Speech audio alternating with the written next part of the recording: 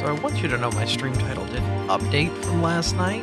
It should be like drawing something from finishing a drawing from yesterday. Don't know why it didn't update, but you know, Twitch just being Twitch, because it's set on YouTube, which means I set it on Twitch first.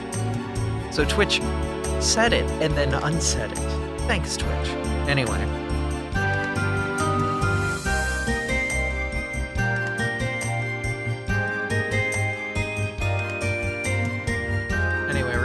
Relatively chill because I did just wake up like 30 minutes ago, and also Marty is still asleep, so yeah.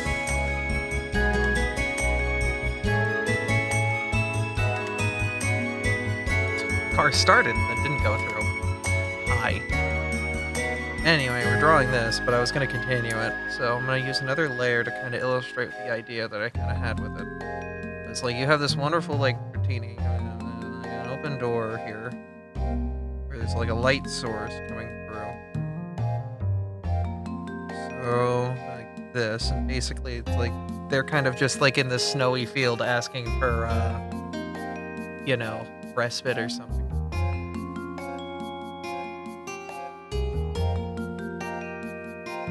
How do you illustrate that like a snake has like slithered through snow?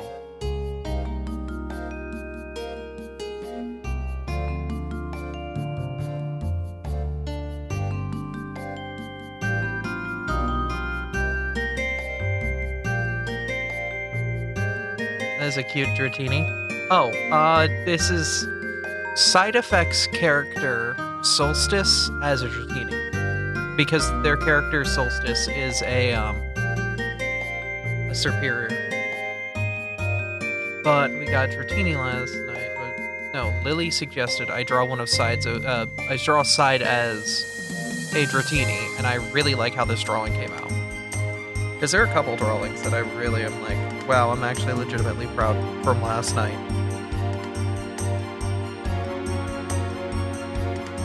Look, there's Aberdeen in the future. She's a politician. How unfortunate. She's having no fun in the future. Okay. Am I building it on, like, guild? Where are the windows? I can pull up the map real quick and I can kind of draw them out. Wait, you're building the Dawnlight Guild? Like Minecraft? That's cool. Bunkhouse 2 proper. That's it. Okay, so I always imagined a couple windows in a couple places when I built this map, but I never implemented them. Couple windows down here. As well as a ventilation window here, and every exterior room has a window on them. Like that. As for the bathrooms, they do have that little tiny window that's just like, you know, hey, get air in here, something like that.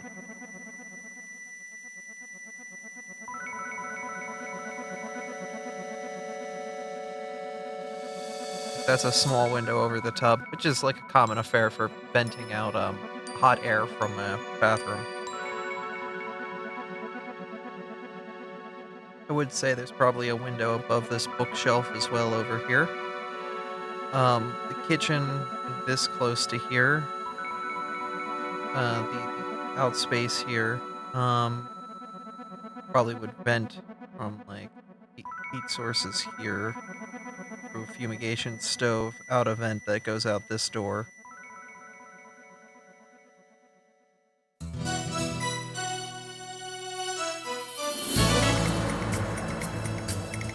But I could just send you this real quick, or you can take a screenshot of it.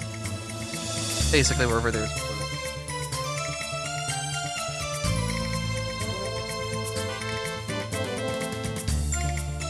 Alt, print screen. And then I'll just pass this on to Kane.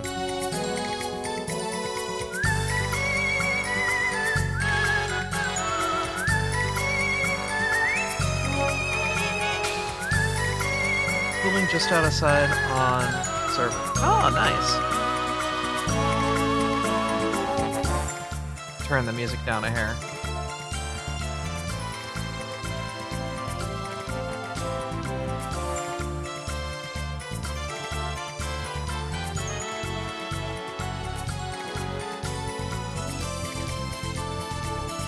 Alright, anyway, back to this note. So what I'm going to be doing here is I'm going to go and get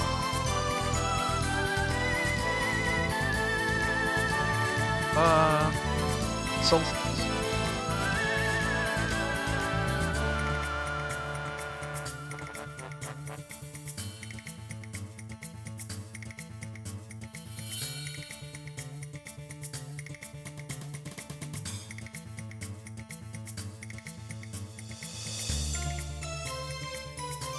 I guess they're not a superior, they're the middle evolution.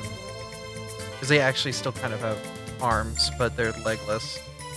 They're kind of like a 2.5 evolution.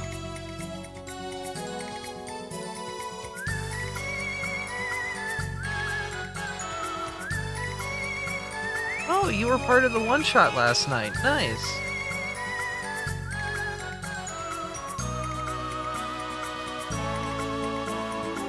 Glad you guys had fun.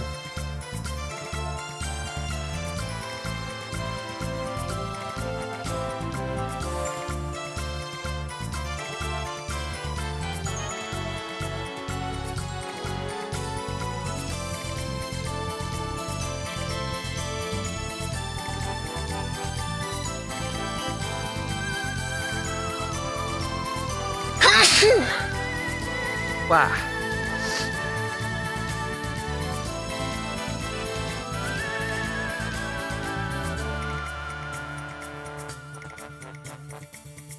That's something about like this. There's plenty of magic. Nice.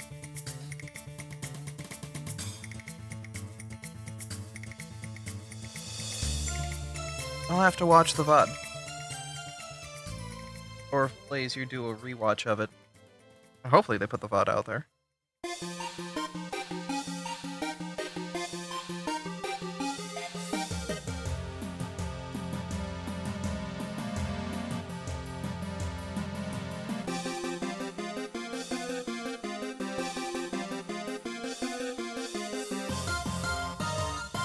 If not, you should have them, like, uploaded to their YouTube or something just so it's preserved. As long as they're okay with it.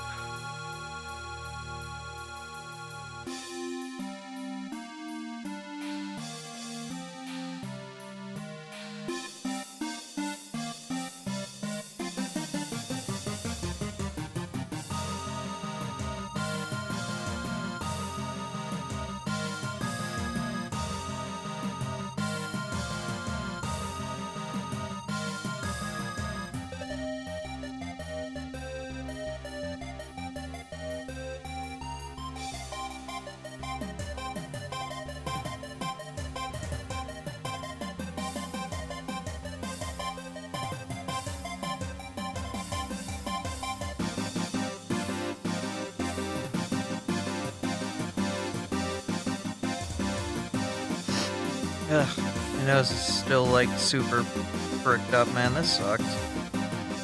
It's always the first thing in the morning. My nose does not want to play nice. Like a good shower will do that, but I showered yesterday, so it's like, I don't know. You're not supposed to shower every day. You're supposed to shower like every other day. You just want to be mindful of like the oils in your hair because they're important to your hair. I want to improve like little horn. I feel like it doesn't really orchestrate that it's a horn, it's just a button. That looks like a little horn. Cool.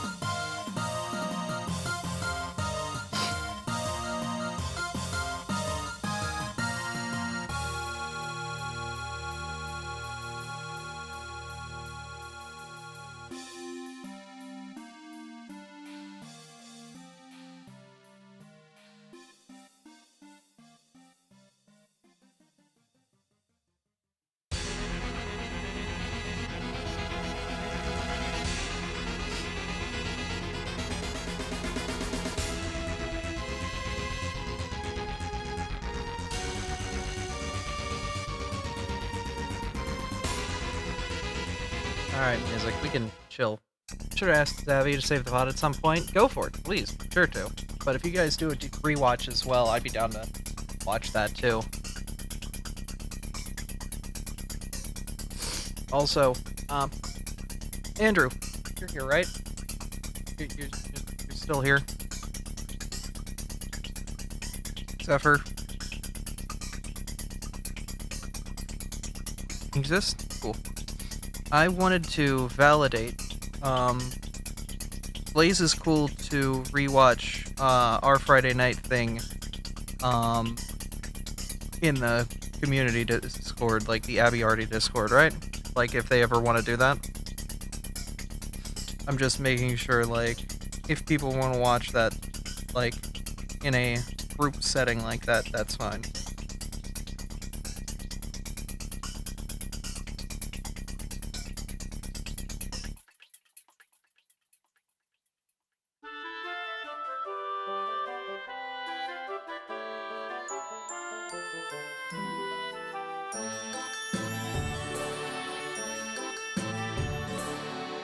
Yeah. I'm going to basically keep that up with the group, is basically just, like, put the VODs onto YouTube unlisted, and make sure everyone has a chance to, like, make sure everything's good. So that way, everyone rubber stamps it before it goes out.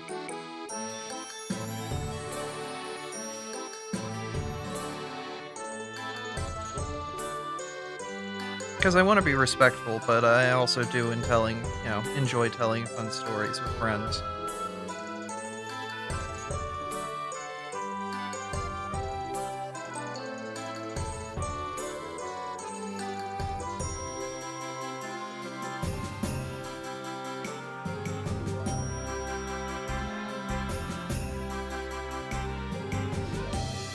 I have to, like, interpret what I made last night.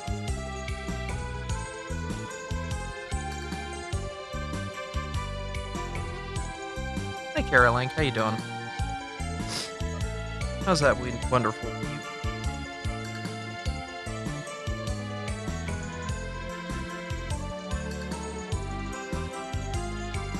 Can you tell you a bedtime story? Okay. For once upon a time, there was a wonderful princess who lived in a realm of magic and possibility. She had escaped from an vile parent, a mother who kept her in prison, making her use her skills and talents for awful things. She didn't see her child as anything more than an awful tool to do awful things with. One day the child escaped. She ran away from that vile home with the help of people she loved. She eventually made her way, traveling continents under different names, assuming fake identities, and eventually found a way to make a new home. When she was there, she banded together with allies, new and old, and found true love. She fought many hard adventures, tackling against awful, awful creatures, and eventually forged a path for herself, where she was able to be finally free.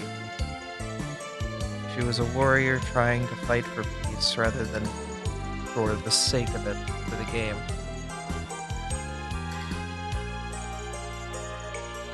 For the thrill of the kill, she hated it. She was able to build a kingdom. Kingdom for peace, kingdom for love.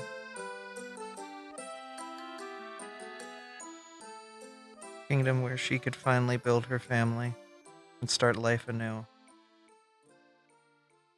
A kingdom face.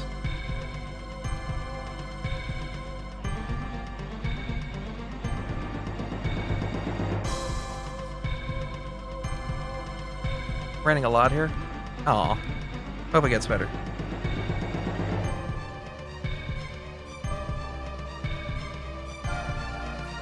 Cinema. She was also a lesbian with a kobold and it was pretty freaking cute. We ignore the horse bit.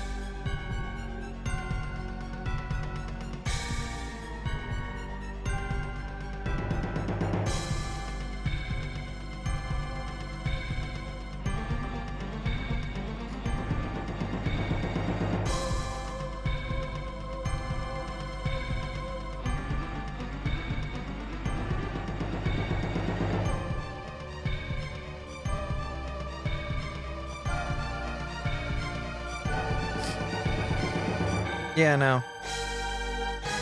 She was also a Fox girl, too. Which, I mean, nice.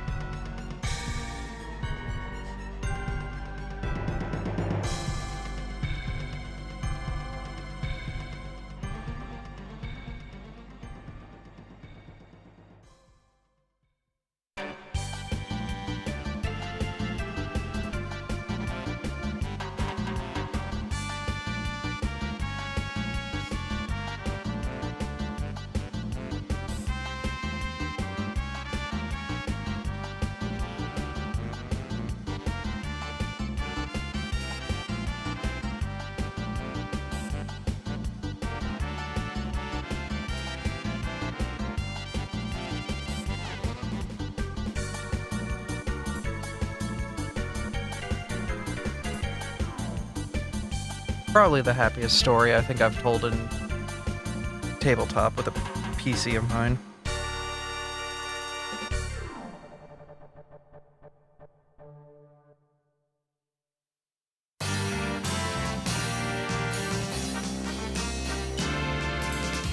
Can't wait for this sci-fi spin-off starring her clone. Yeah, and Grandpa's there too for some reason.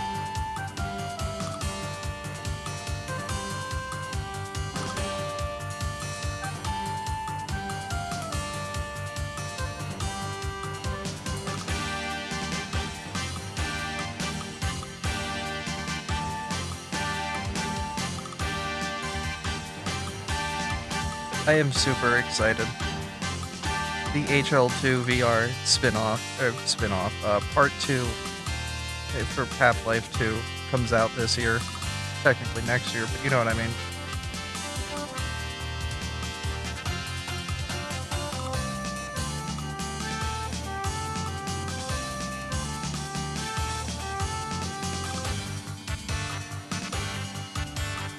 Like,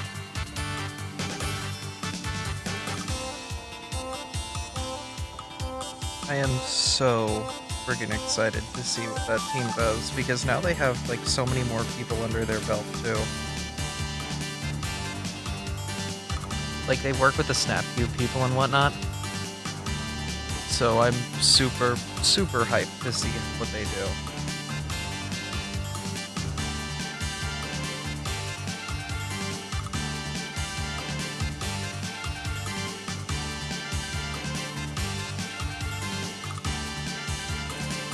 Just as surprised as she is. This is going to get touched on in future sessions. True.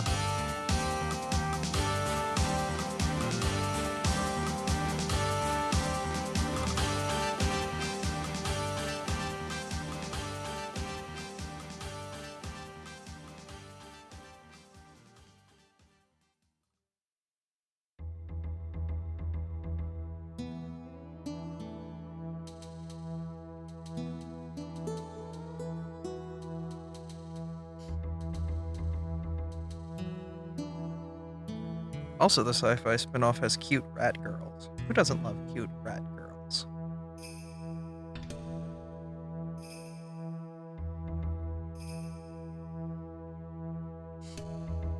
Yo, it is funny though, Andrew. In that sci-fi, in that Starfinder group,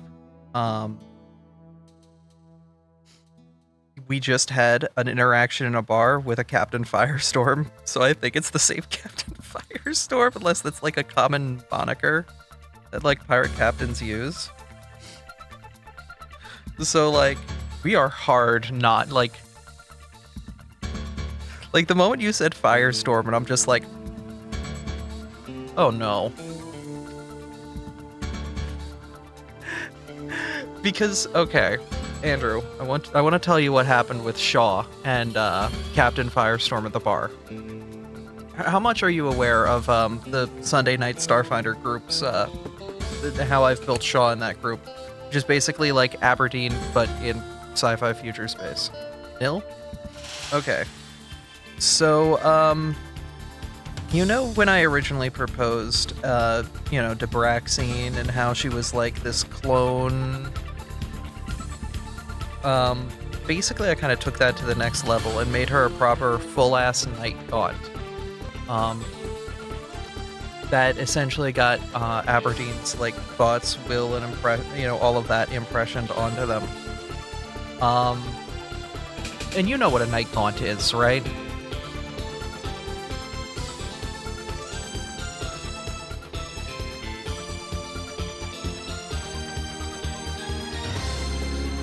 You know of them? Yeah, so they're basically emotion eaters from the void. They love delicious emotions. Num num num num num num num. Well, apparently, like, I was allowed to take the were creature dedication and basically convert werebat into a night gaunt. So she can just pop into her old form now at will as a dedication feat. Yeah. So she did that in front of Firestorm just to scare the shit out of the woman, which was freaking hilarious. Until Faye, which is Aberdeen and Layla's like great billion X year, however long the gap is, grandchild, essentially got shot, and then she went fucking wild. It was like, no, you are not even trying to take out that one. No. I will rip you to fucking shreds. And almost did, but did not. And somehow Shaw, being a night gaunt, still hasn't killed anybody in that whole campaign. She is actually, like, trying to keep up with Aberdeen's peaceful nature. Whether it's out of her own volition or the impressioning of Aberdeen on her mind, it is unknown, but I will say, in a canon story sense, her death had a big impression on her, as death would, experiencing dying for the first time would do to most people.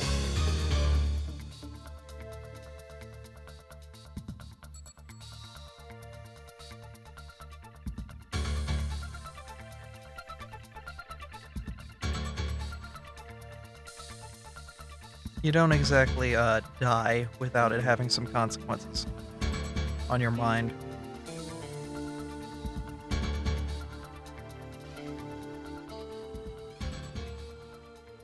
But it's been quite fun. And I'm honestly really excited to see how everyone works in Starfinder with our group, because I think people will vibe with it a lot.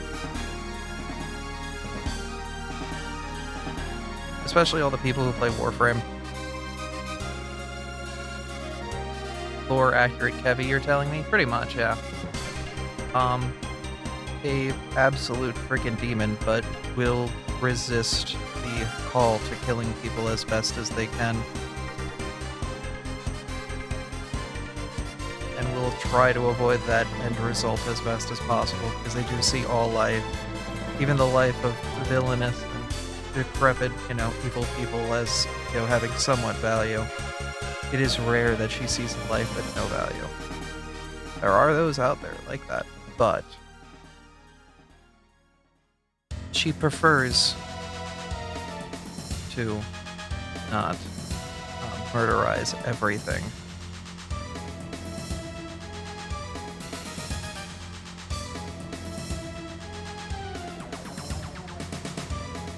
I like doing little things, but there are things like that where it's like,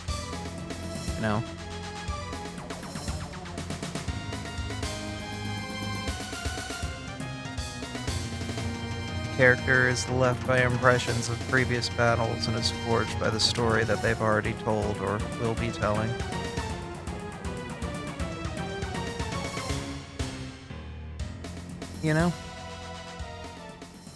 I don't like my characters being just, cookie cutter, stale, stay one way and that's it. I like my characters to change and evolve over time. That's me. It's me, Gabe Newell.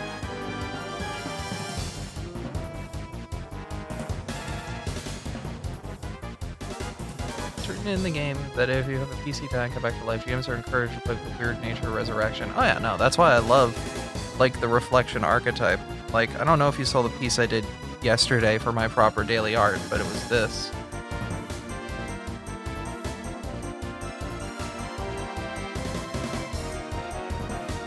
With Aberdeen and Shaw. No, I still adore both of those characters.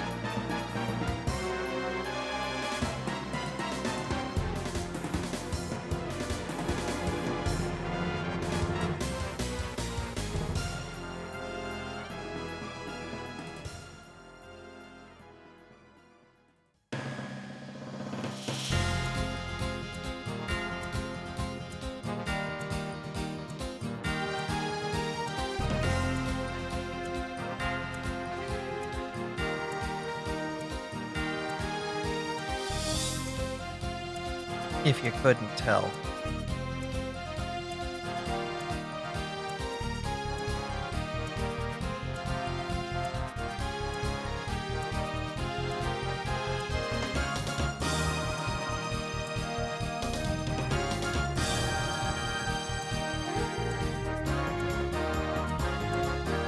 I think I did the hashing pattern on this wrong.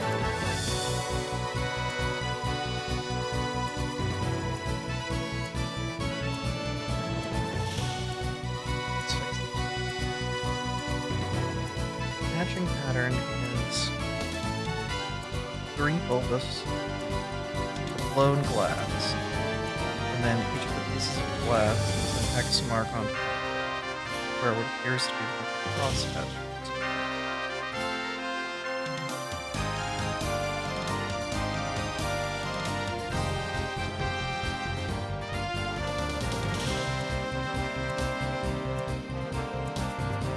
It's almost like one of those D's lanterns, you know, those hurricane lanterns.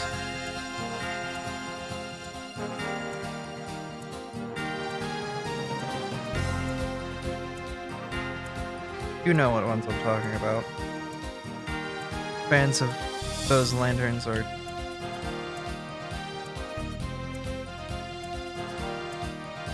Never mind. I'm not doing that joke. Technology Connections did it better anyway. Call them these nuts.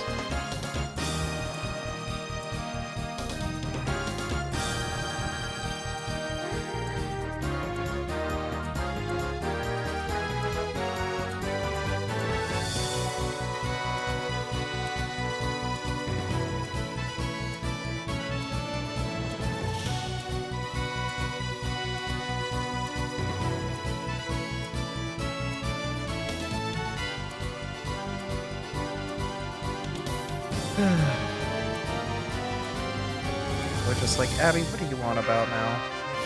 What is this bit? What have you been rambling about over the last, like, whatever? Being weird again, girl. Like, yeah, referencing a YouTube video from a YouTuber that not everybody watches. Technology Connections. Which, if you haven't watched them, like, you should, because they do wonderful videos.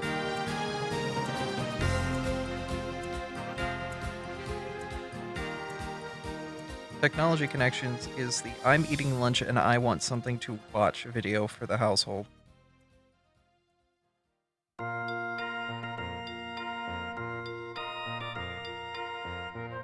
weirdest wedding music. Oh, yeah, false wedding. Okay.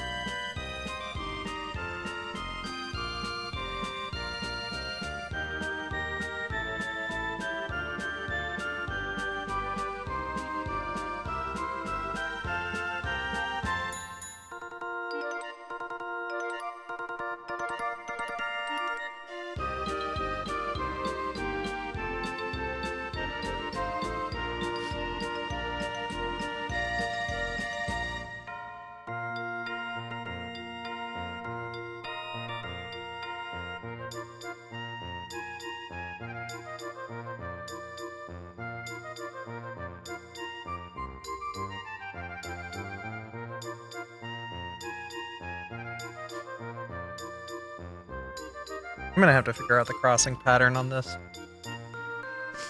With the baby. Yeah. Movable snoot.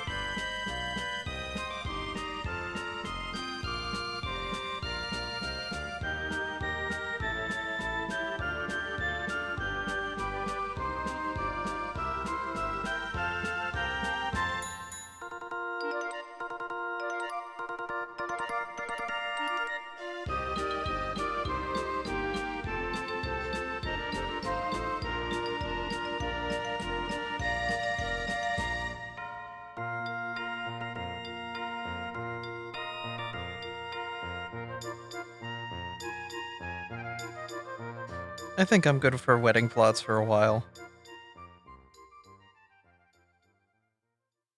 Having a kobold jump in your cake.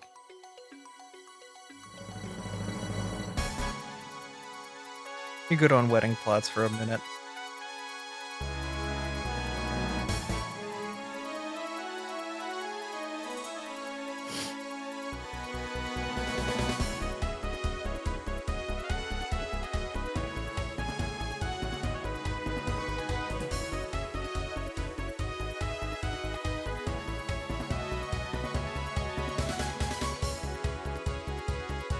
It's a good noodle.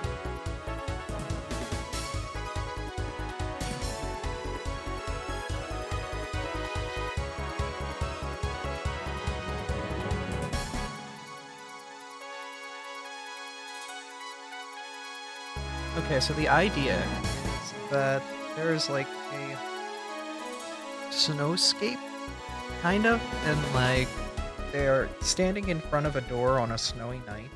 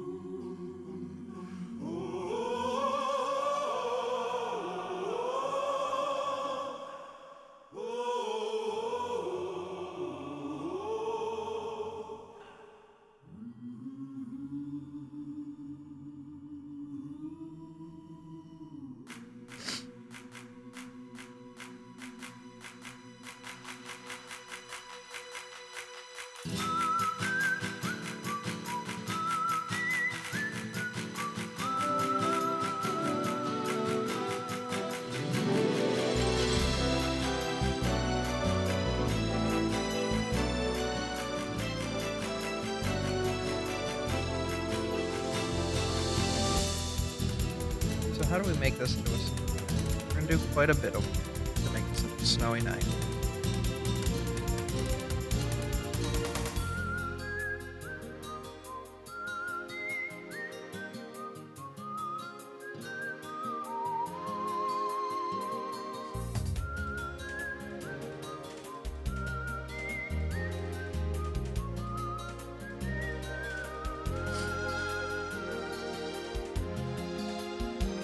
This is where we're going to be doing a lot of post-processing to like really sell this like really deep effect.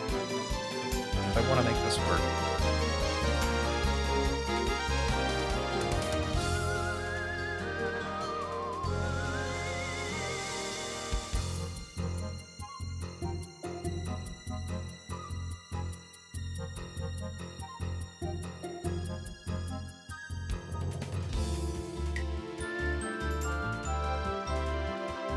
This is going to be a lot of processing, a lot of post stuff.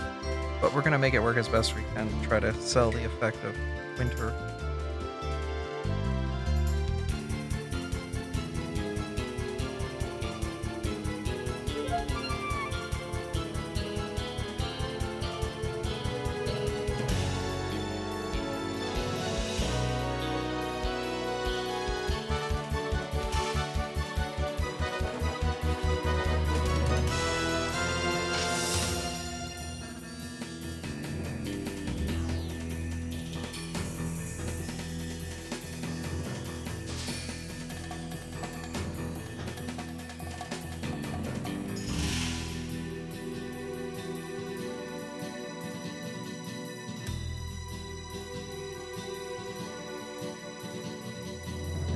This is why I really love these sketch brushes, because they're versatile. This is my sketch brush I'm using right now to make this like snowy like texture.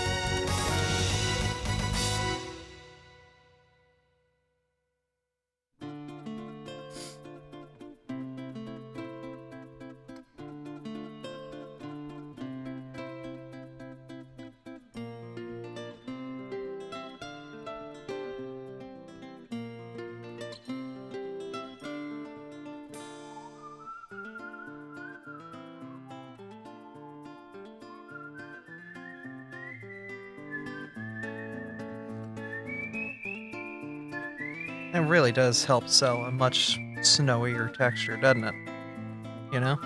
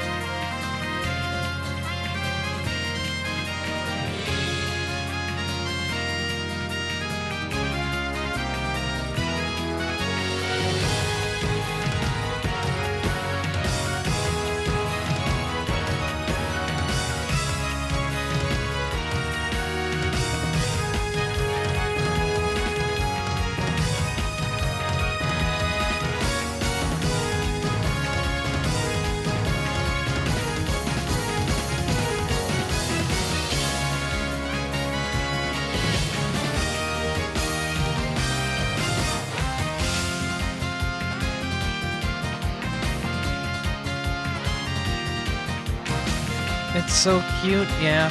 Well, comes from somebody who's very cute.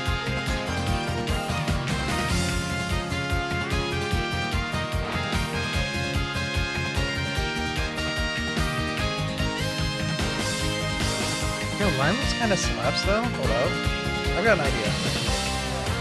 We're gonna set the lines as reference layer, and I'm gonna shade around the lines, and we'll see if the lines can kind of peek through without being there.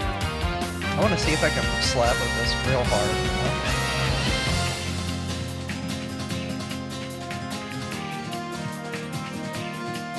Alright.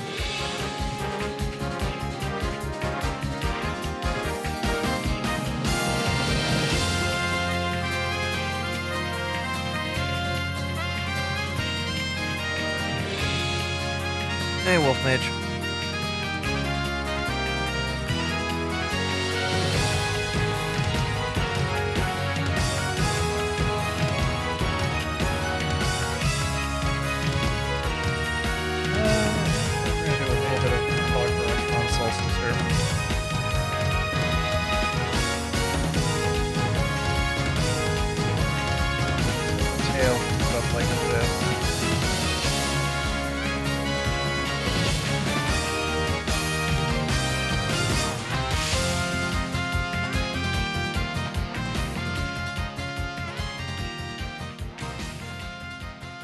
that, and we can add that little bit of like golden accenting as well.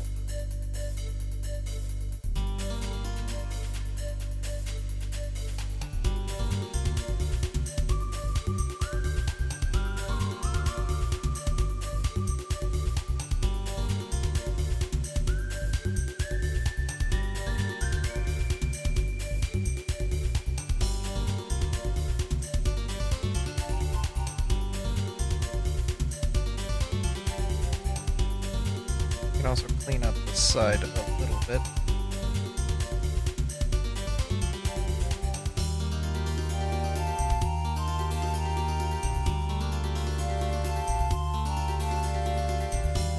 Also going to do is I'm gonna make them like line into multiply lines 50% opacity.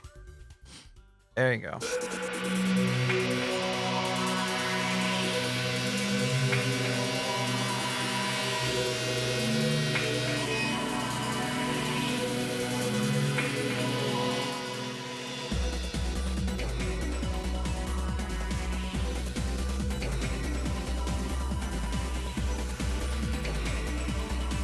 Go 35 on there. Let's get back to shading.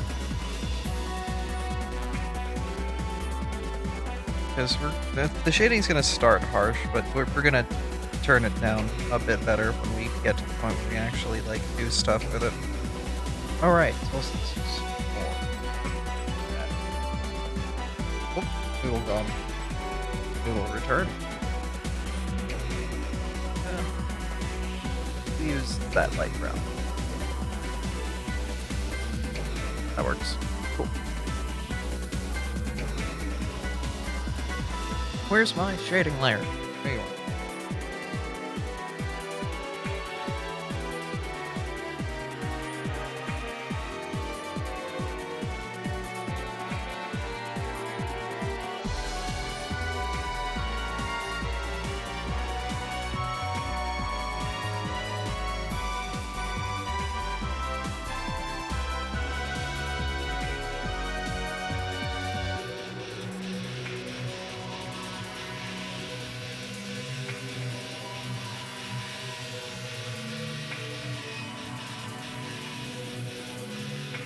Okay, now we can use a textured blender, which is going to obey the lines of the reference layer. And we're gonna see if this is gonna make it like work. Be over here melting by. I know, right?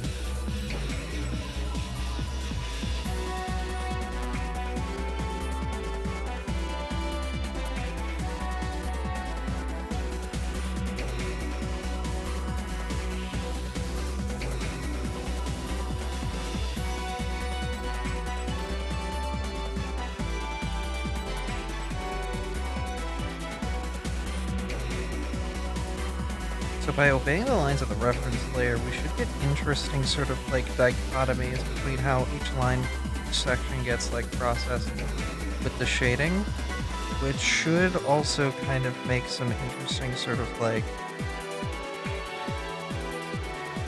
slight color differences that can help kind of define what we're looking for in the art itself.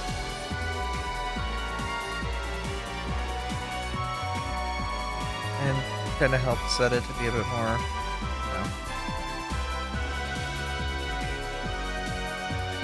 it when I take away the lines.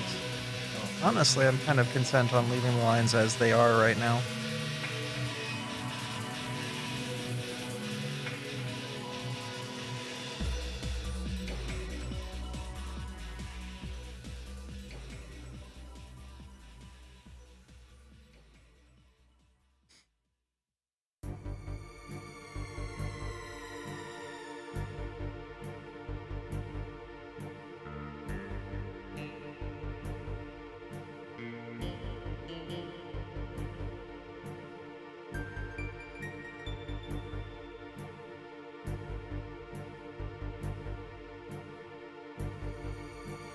Yeah.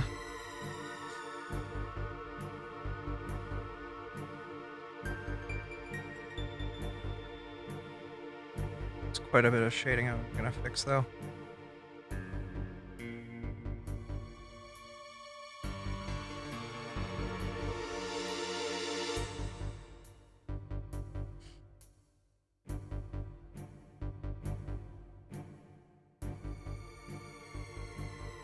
Like the shading on the scarf is a bit too harsh.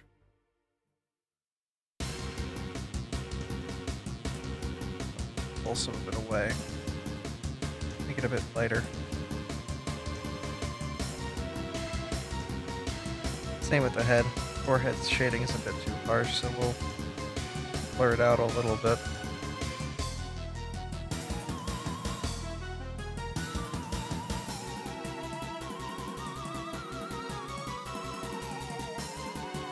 I want to restore some of the harsher shading around the corners of the noodle.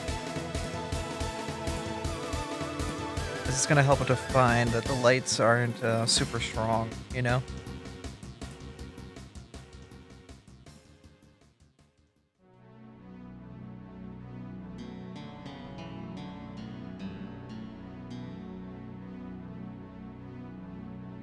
Should probably also save this. Though, like, we literally only worked on this for like an hour, so it wouldn't be that hard to get back to this point. I just don't want to redo all that fucking work.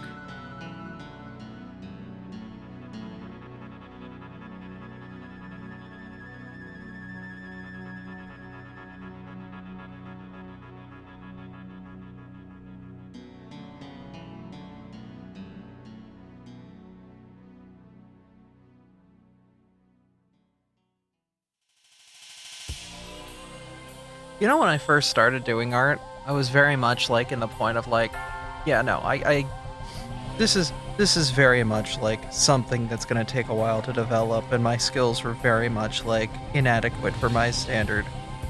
At this point, I personally would probably like, if I was somebody commissioning myself, I would probably pay $40 to $50 for something like this. Not that I would ever actually, like, ask for commissions or anything like that, because I have a full-time job. Go pay artists that don't. But what I'm saying is, like, yeah.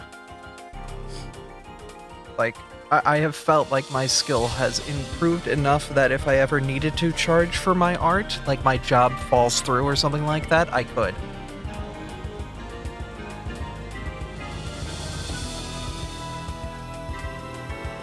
Damn, Robert, 160. You guys are rebuilding that streak fast.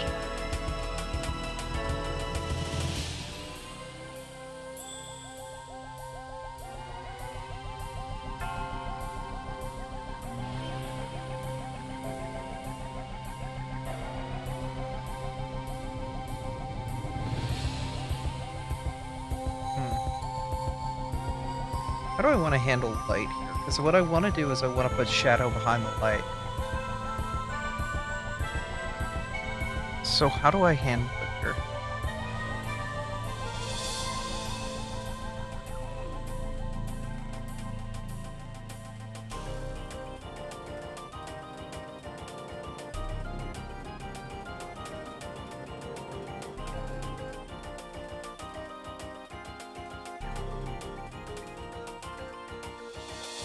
If I ever need to charge for my art, I feel confident being able to do that at this point in my artistic career.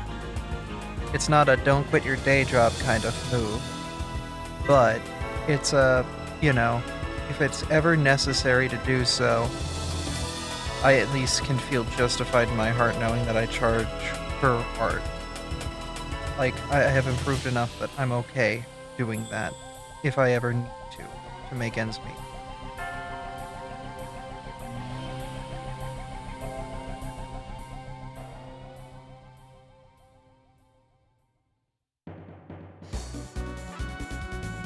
Lol, I'm a furry artist.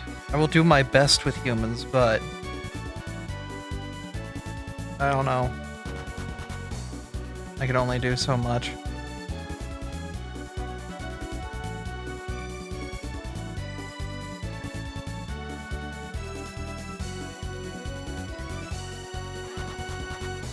I'm gonna get rid of like these snow path lines though. I don't think they're necessary and they kind of just detract from the piece.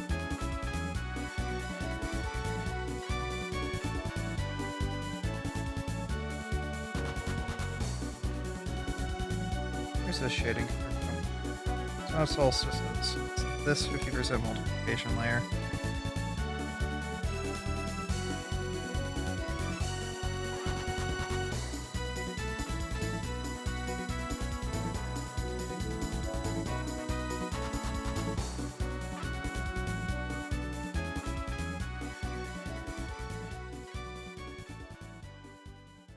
And I want to use a heavy textured blender to kind of restore some of the roughness and shading and figure that this had.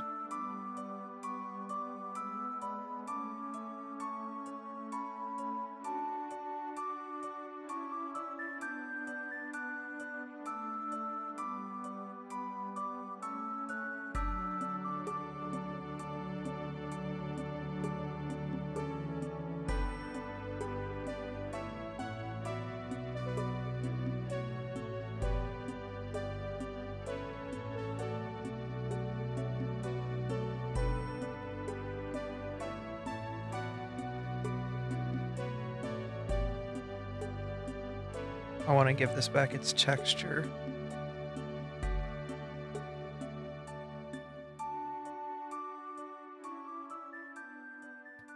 Because that's what I think it's missing, is that texture.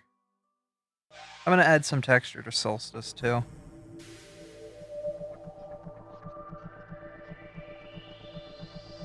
Good afternoon. It's afternoon here, so...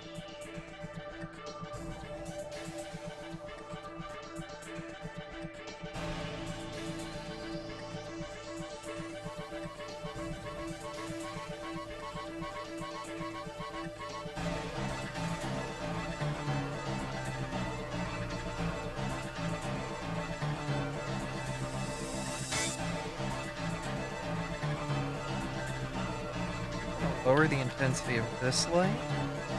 This backlight is going to shine through a little bit better.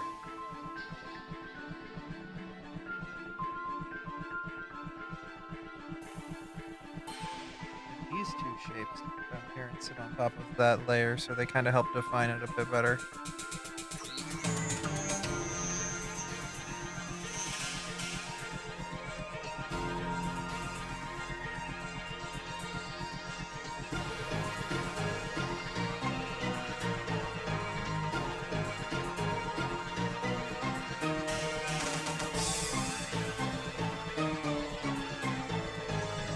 That's time zones for you.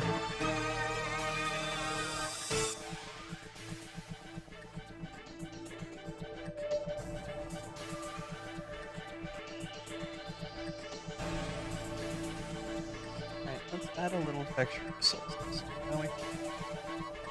How can we do this in an effective way? It doesn't deteriorate the piece, but still translates the effect I'm looking for relatively simply without overdoing like a ton of crap.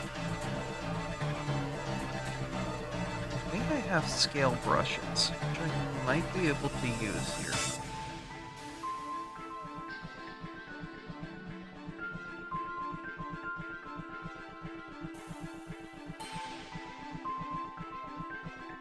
This is just from a big pack, a bunch of packs that I was sent.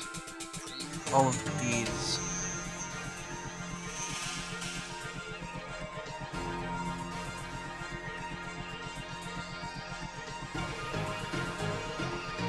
Different grass, different trees, different clouds. I should probably separate them out at some point. Soft circles will work. They're cool. You're cool. Let them in. That's kind of what I was thinking of naming the piece, actually.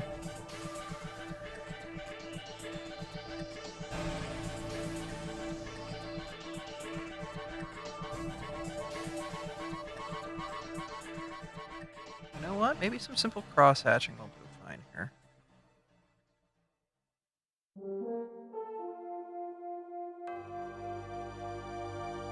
We're gonna set this down to like 25% immediately.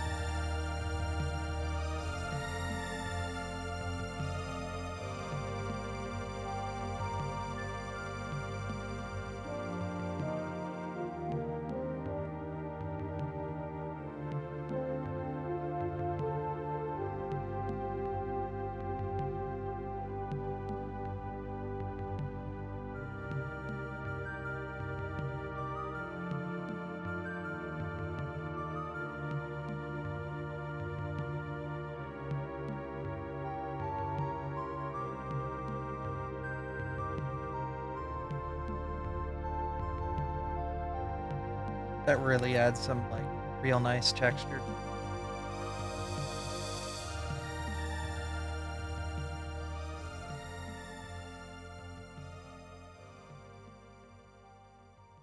That's what I'm looking for when I say texture. Something like that.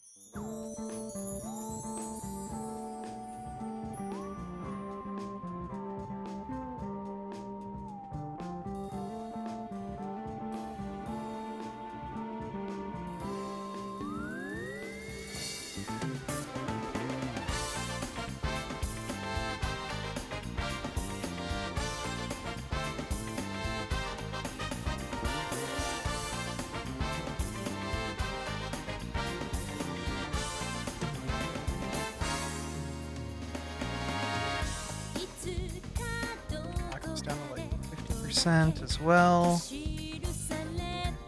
Gives them a very nice texture. Honestly, I really enjoy this texture. I might just use this to help kind of define some of the snowscape too.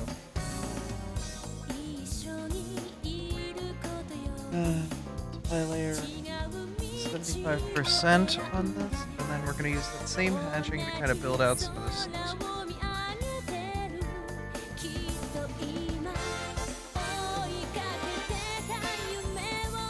And doesn't seem like it hurts much.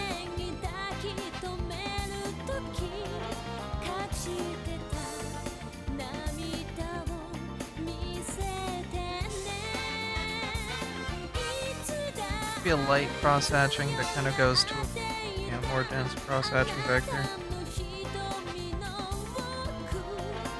Eh.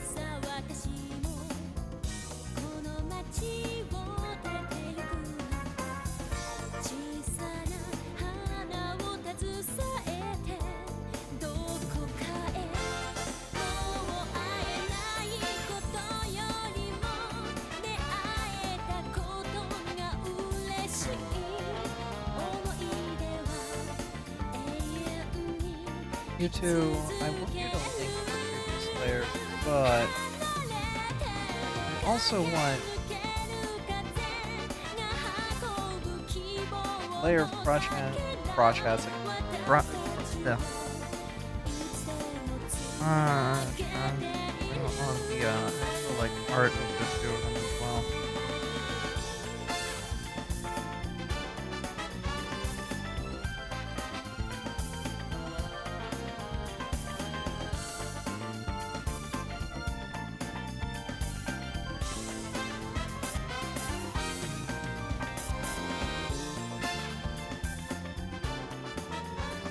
This adds a really rough and worn texture to the whole thing, which is kind of like the idea of it, you know?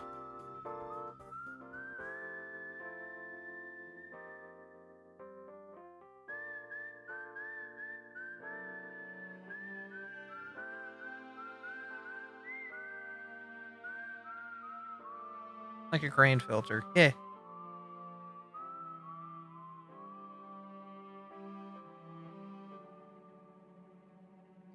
And we put a little bit of snow on top.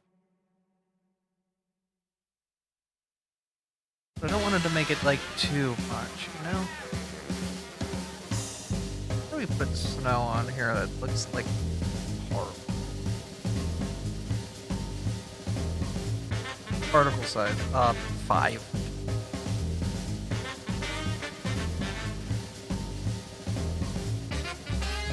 Okay, maybe like 25.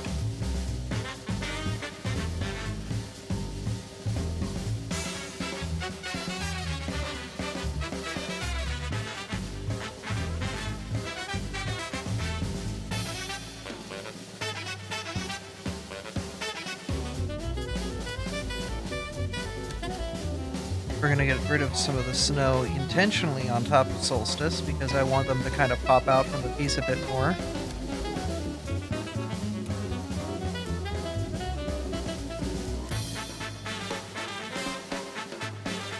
We're like explicitly trying not to hit Solstice with the snow.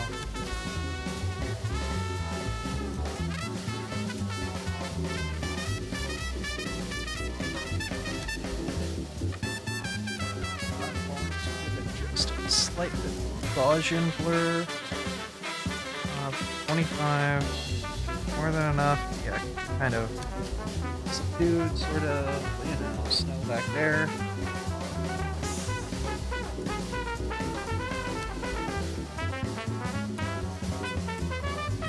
I wanted to sit behind the light layers as well because the snow itself would be affected by light. And then we'll do another layer on top. This will be a bit bigger snowflakes, of about 50 pixels.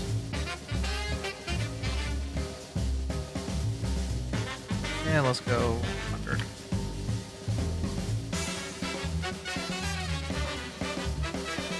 Some more for foreground snow, And we'll Gaussian filter these guys so they don't look like actual fucking snowflakes.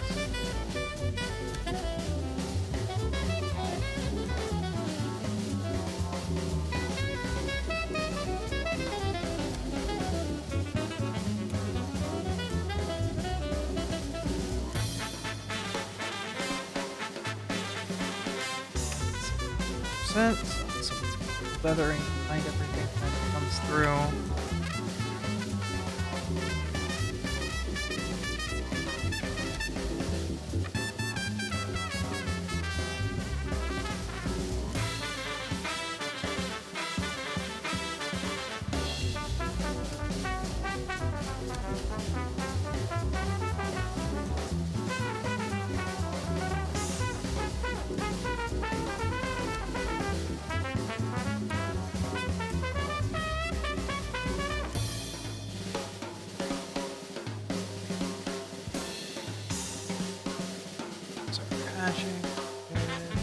There's our hatching there. One lightest bit of hatching.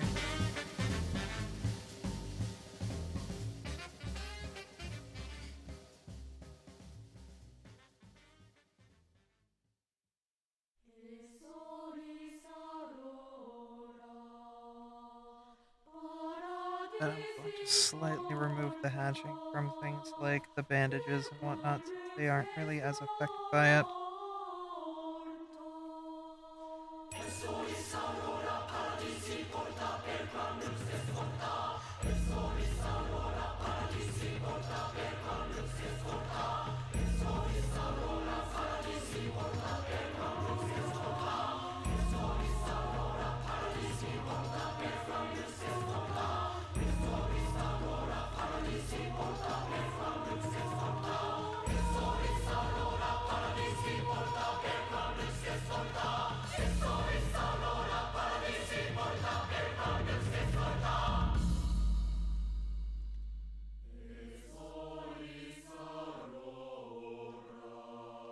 The hatching kind of gives the look that, like,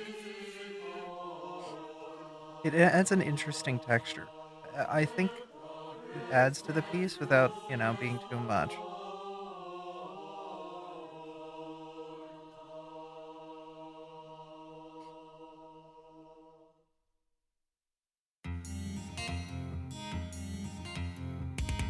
I turn this layer of hatching down just a hair.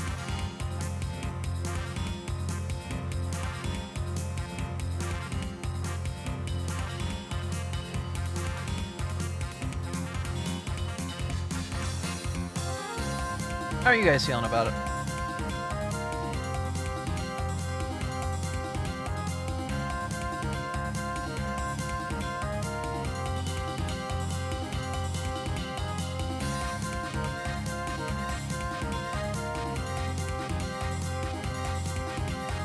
Could you let the noodle in?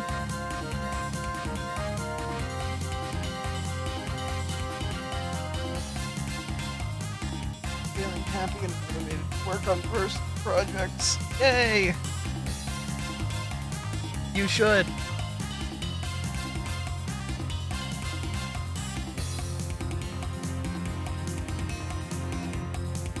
This is how I want all my friends to feel.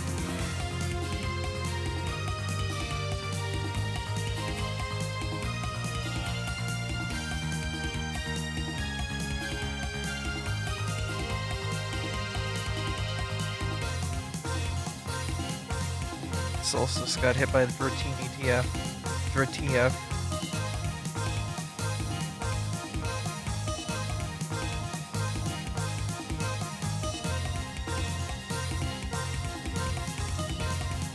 Alright.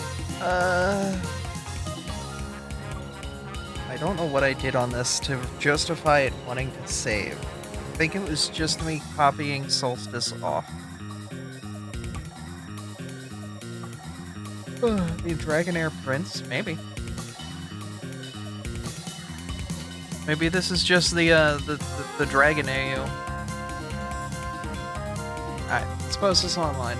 Side, you cool with me adding you and being like, hey, this is side effects. Solstice. Okay, cool. Thank you, sure. I always think they try to make sure, even if it's like somebody who had like really cool this shit 1,000 times over. Also, my camera fell.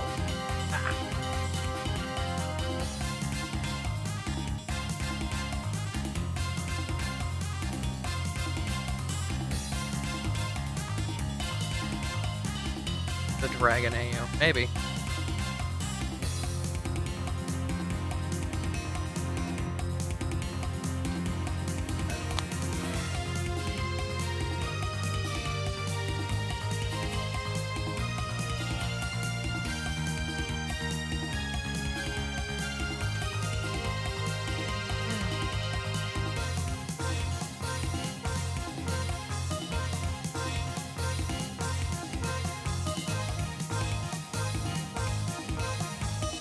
Okay. I like doing these pieces that are more difficult but more intricate tests of my skill. Being able to do something like this and like should play more Beastie Ball. I will when I have the urge.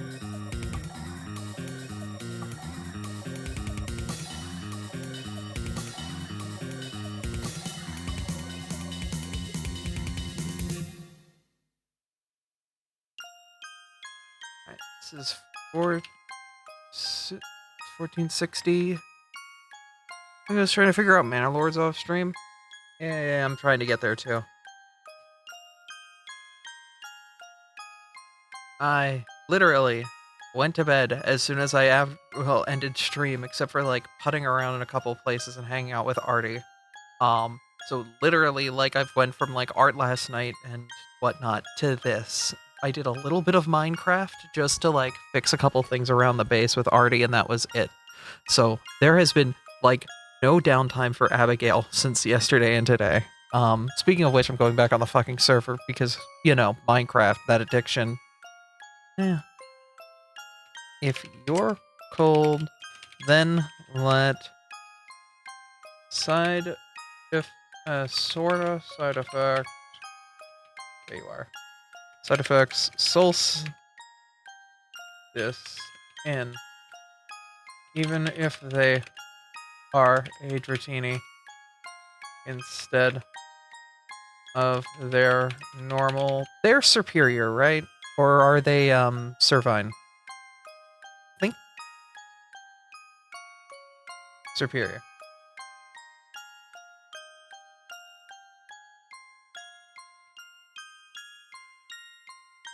Okay. I didn't know where they kind of sat on that line.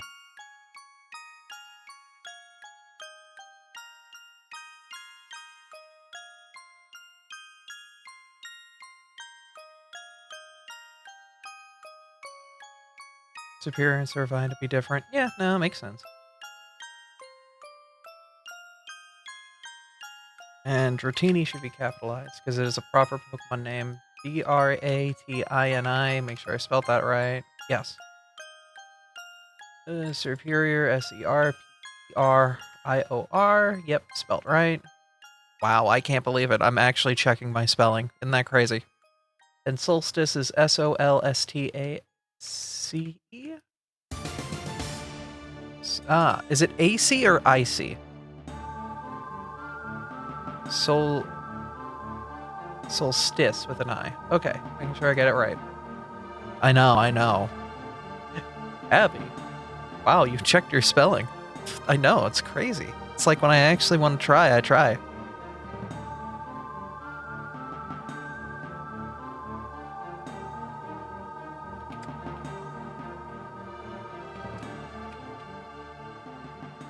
Winter solstice and spring equinox. Ah, that's cute. Okay.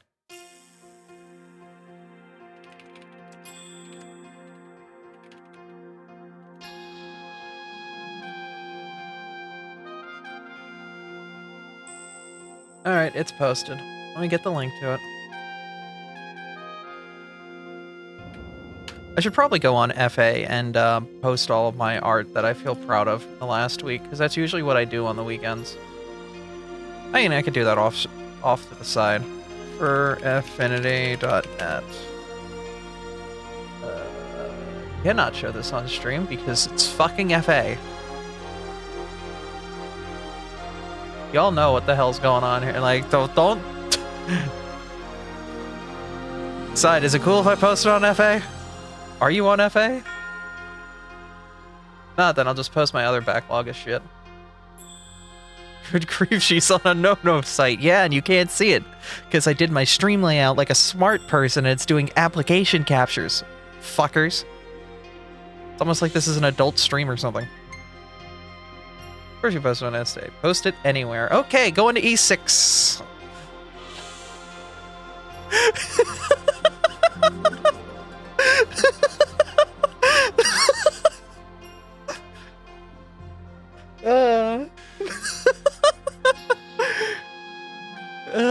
Don't worry, most of this stuff on FA gets reposted on E6 anyway, without the artist's permission, regardless.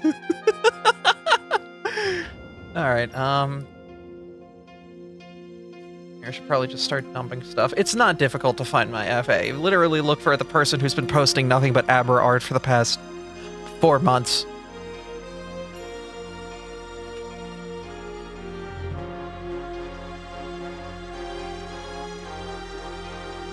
Whoop-de-fucking-doo! Woo!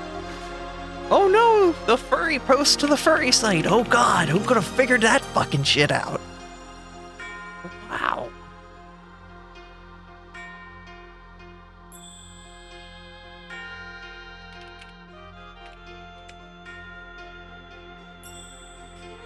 Alright, got Kimono, Abby.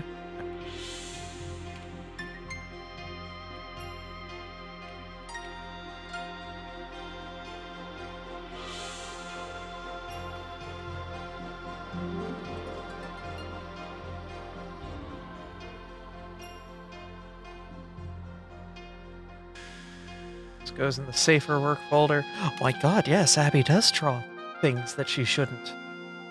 Yeah, no, I'm a fucking adult. I want to draw a phallus, I will. I'm not going to do it on stream because I like obeying Twitch's terms of service. But I'll fucking do it. I'll do it again. Clicking adult, I'm Lars. Hi, Larry. Oh, pet that Charmander. Pet. Kevy, you know you can just make an account on E6, and then any pieces of art that you are in, you can just tag them. Like, you can just make a tag, right? That's how that site works. You can just make a tag. I want to earn it. Oh my god. To be fair, the first piece that was on there that had the Abby Avra tag was a piece from Anglo. So technically that tag was there before I started posting my junk on there.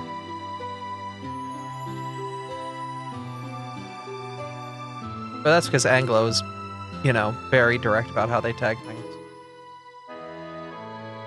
Alright, that is the Abby Kitsune piece. Now let's get the reflection piece on there. Category, general, theme, fantasy, fox, other. Is Kitsune a species? Yeah, shit. Alright, thank God.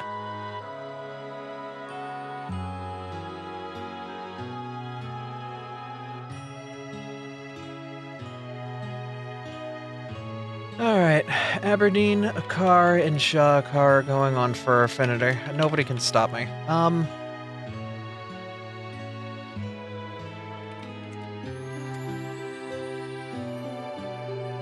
It is a female, Kitsune, Pathfinder, Psychic, Witch Warper, Starfinder, Reflection. I can't think of tags for pieces. I'm awful at this. Skirt, pants, shirt, cape, glasses. Fucking, I don't know. White _ fur.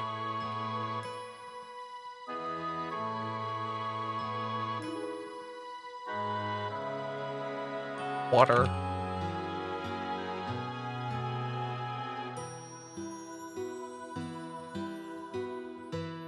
General audiences, not mature, finalize. Up, he's posted. Cool. Oh, hey, my followers went up on FA. Isn't that crazy?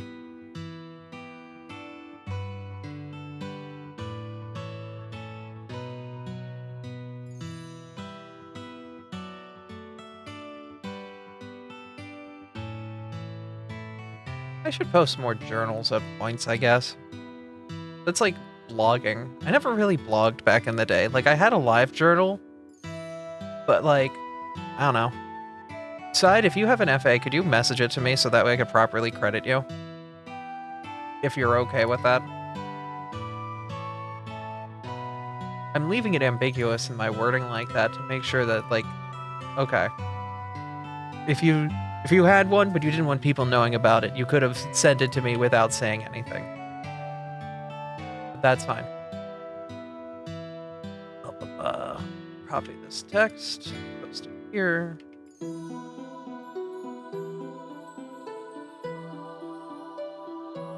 Forgot the username and password was a long time ago.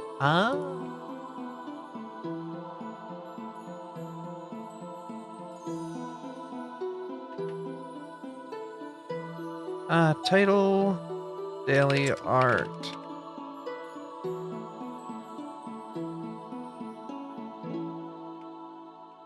Hey, if you just saw this get posted, I'm live on my Twitch channel, TTV/Abra.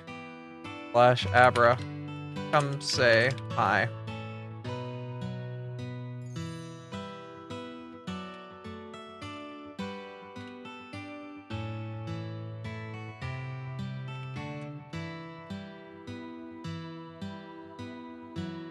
Solstice is non-binary, correct? Or are they, male or female? This is just for E6 not E6 tagging.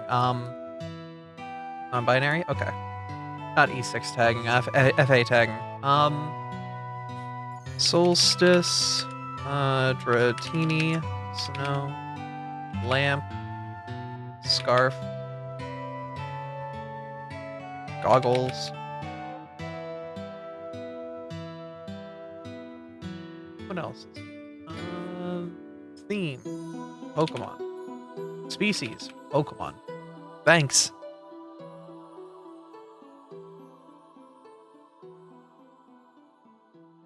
Lizard. Snowscape. Doorway.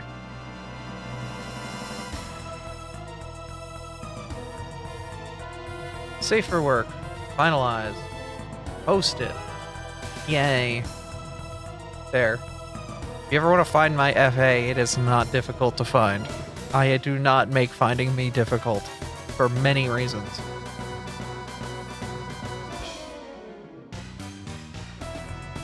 Anyways, Zeldathon's live. So is Zito. Oh. Zito's doing Christmas comms. Zeldathon is starting with Hyrule Warriors. Do I want to... How am I feeling out of my energy? I've been live for, what, an hour and a half?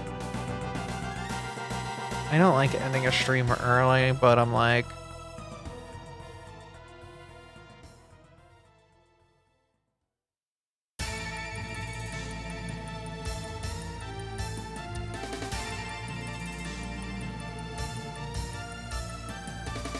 Go live again later. True.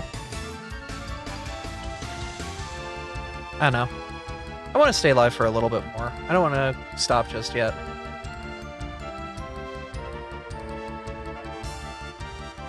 Wow. Okay. Fingers clicky. Everything good there. You know what I'm gonna do? Probably Minecraft or something. I don't know.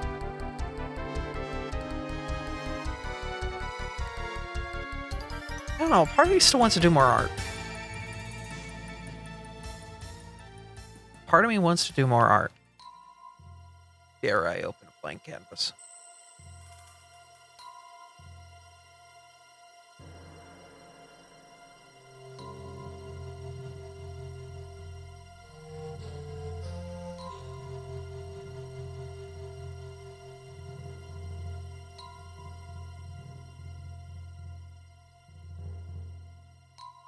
Okay.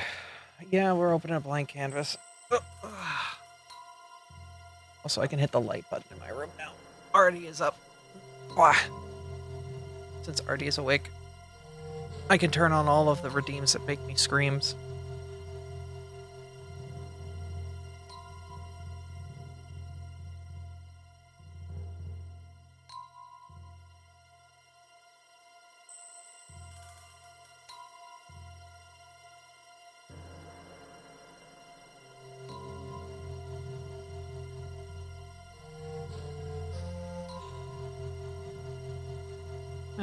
Use of requests from the subathon? I think I got through everything, but I'm not sure.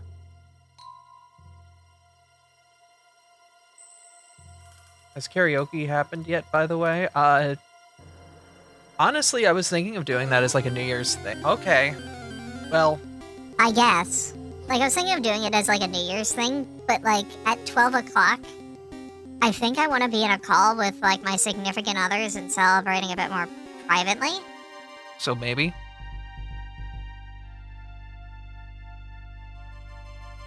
I don't know.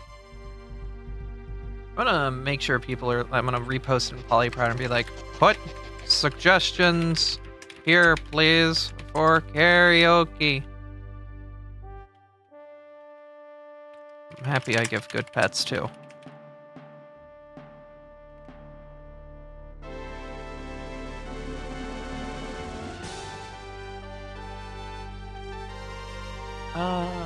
The redeems are enabled. You can hit me with things again if you really want to.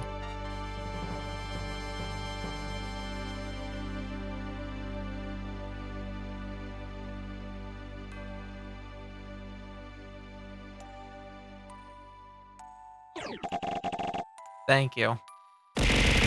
Okay. Having fun now. I see. You're not allowed to have fun. I have a concut. No,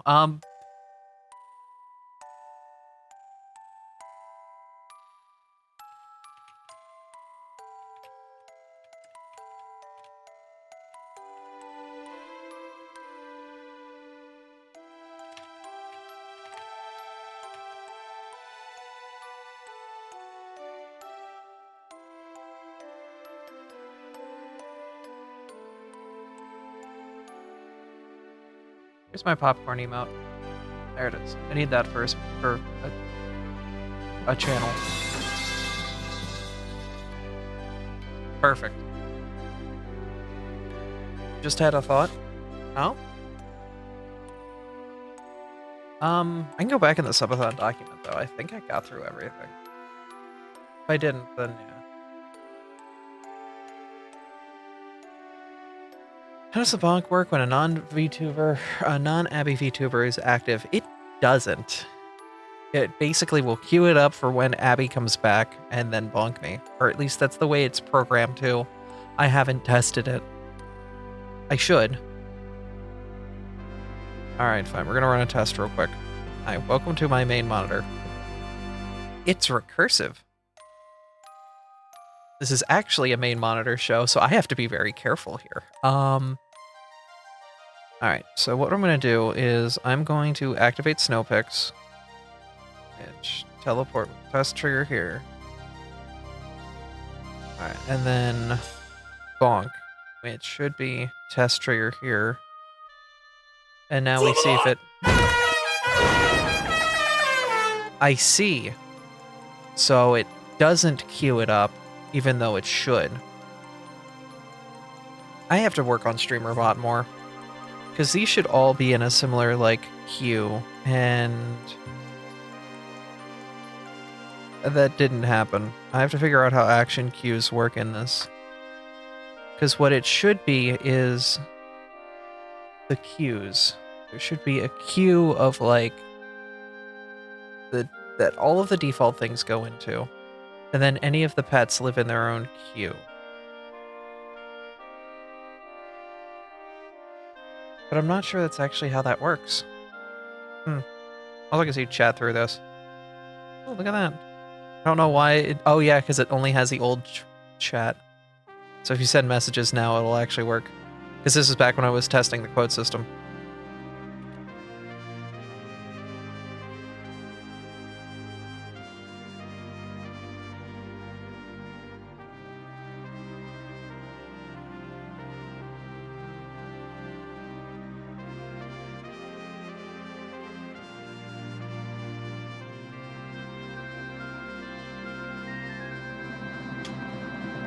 Okay, what am I doing?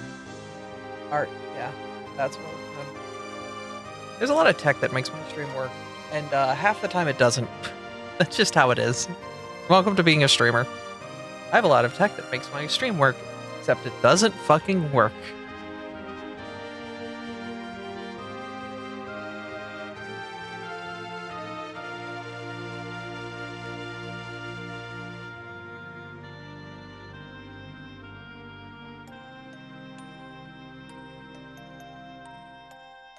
So what now? I don't know. Fucking... yeah.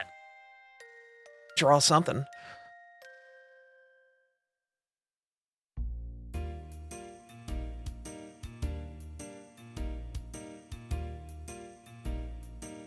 This is a 16-minute song. I do love the whole polys in the car. Yeah, that was a quick, easy sprite edit. All things considered, that didn't take much time.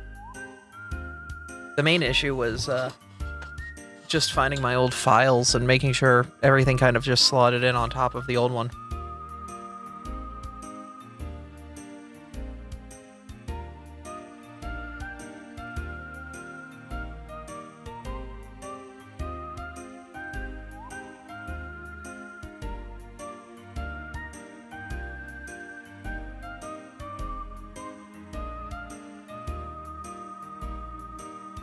Alright.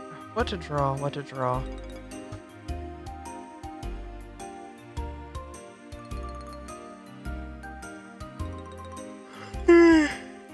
Excuse me.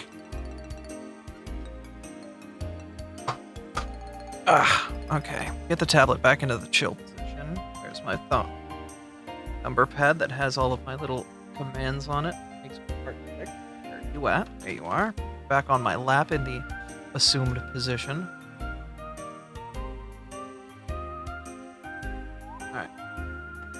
Ugh. What do I want to draw?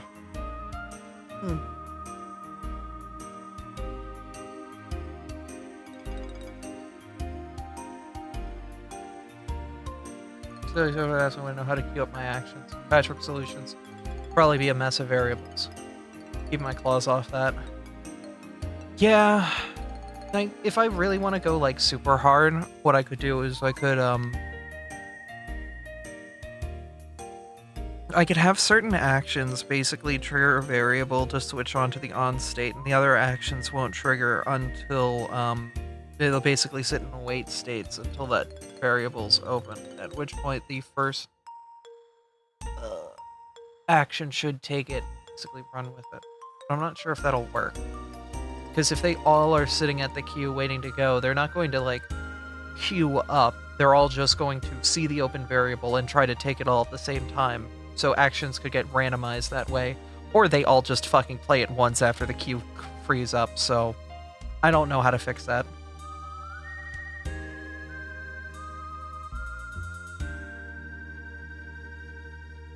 Kevy and Joy staring down at each other in the rain before she makes the first move.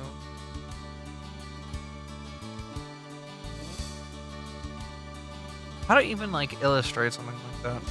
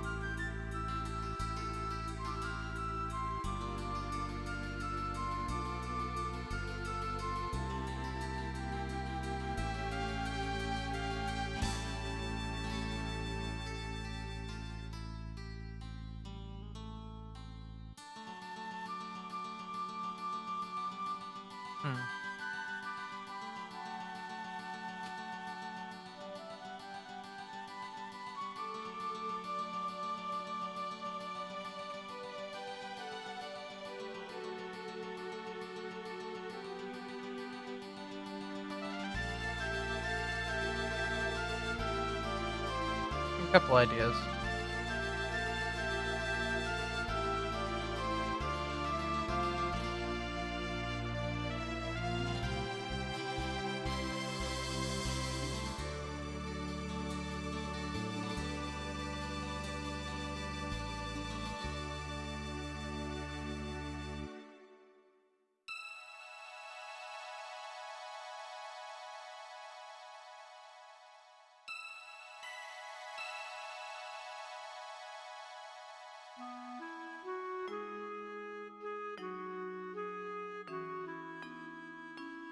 But yeah, something a bit more dynamic and actiony would be a nice kind of palate cleanser, you know?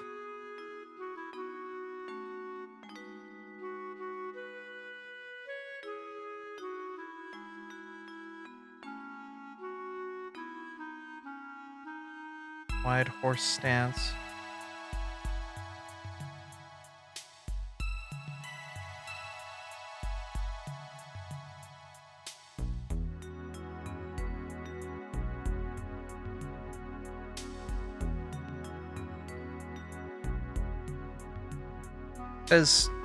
Okay, do you want me to, like, do you want me to show off my black belt? I haven't done this shit in like 20 years, so I'm rusty. Hi, real life camera.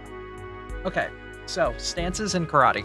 Let's go over some shit I remember from karate, I think. Hi, it's the real me. But okay. So a simple fighting stance. Hi, I've got to bring this with me. Fighting stance is usually you keep your shoulder forward and you keep your quicker hand forward, so you do quick jabs as well as defensive things with it in the front space. There are various blocks: up, in, out, touch, down, back, palm. Those were the blocks we learned. up, in, out, touch, down, hip, blah. That's how we remembered it was that moniker. But there's simple fighting.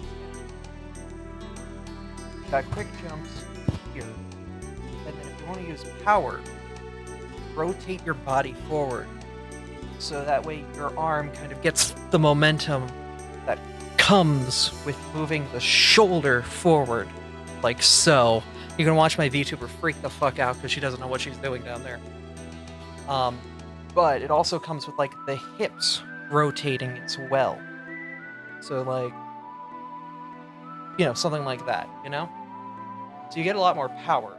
You also adjust your feet with it too. I know, I'm going to share you my feet willingly.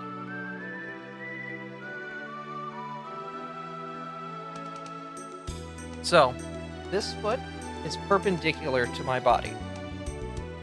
This foot is parallel with my body. And when I punt, watch the rotation that happens with the back. See how the leg moves forward? Yeah, I know. Artie just walked out of the bathroom and looked over and then just walked away. Okay. But like, it's the subtle movements of the body that it's important to get, because when you're punching, you want to express weight and it like you bring the body with the punch. But quick little jabs like this can come out pretty quick, because all that's moving here is this. You don't knock out with your jab. Knock out with your proper punch back. It brings the whole body forward. That's, you know, the basics of karate. Well, a horse stance is a powerful stance that's more centered like this, where it's more for... It's a better training stance than it is for actual, like, combat.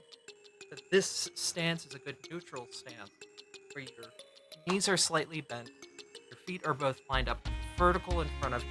It's good for... You're just doing, like, punch repetition or something like that.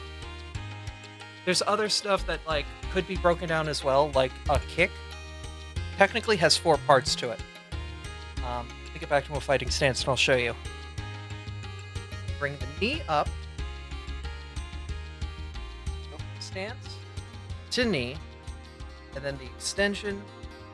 Then back to knee. Then back down. Because we want to try to return back to the stance that we started in when we kick. You do front kicks. But you always want to make sure on the back of the return of the kick, you return it back to here. But yeah. Basically what I'm trying to do is trying to give Kev like a stance like this.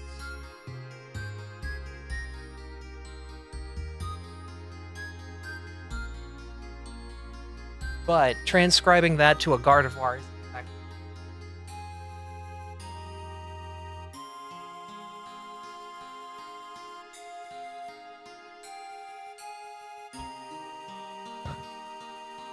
Because it's figuring out which ways can a figure organically stand without redistributing their weight in a way that wouldn't be natural to a fight.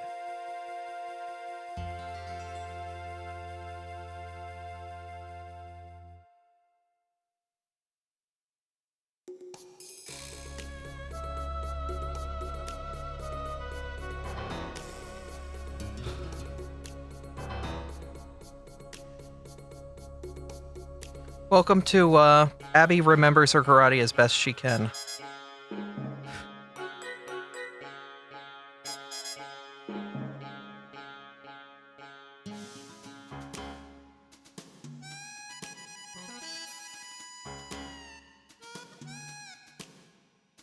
I'm going to use diamonds to kind of represent the rib cage and the hip bones.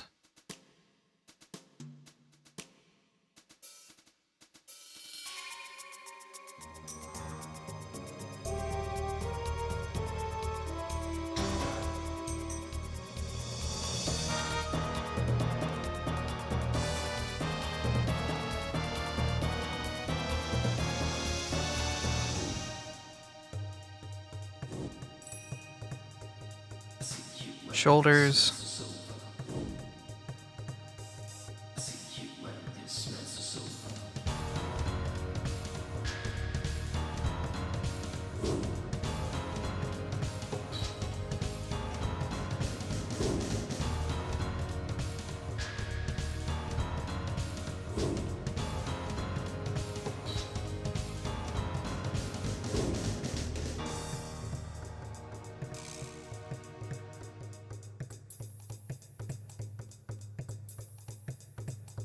But yeah, that's the whole idea of it.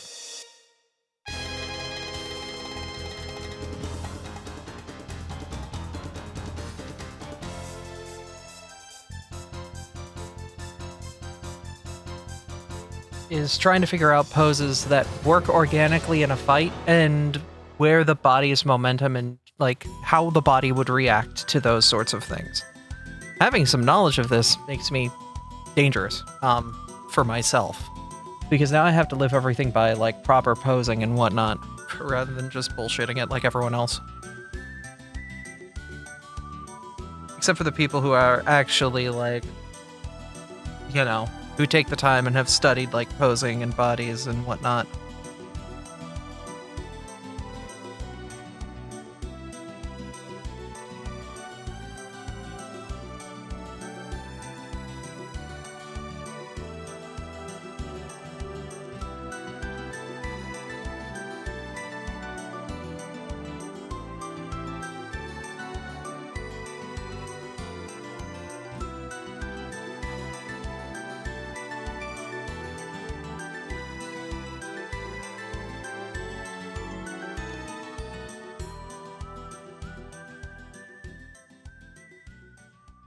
I'm gonna figure out how to draw a Gardevoir's head eventually.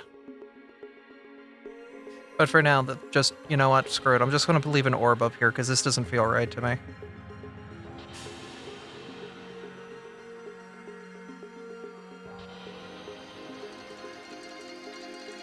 Right, this would be left hand leading forward, which would mean thumb is on the left side to the Kevi, right side to camera perspective.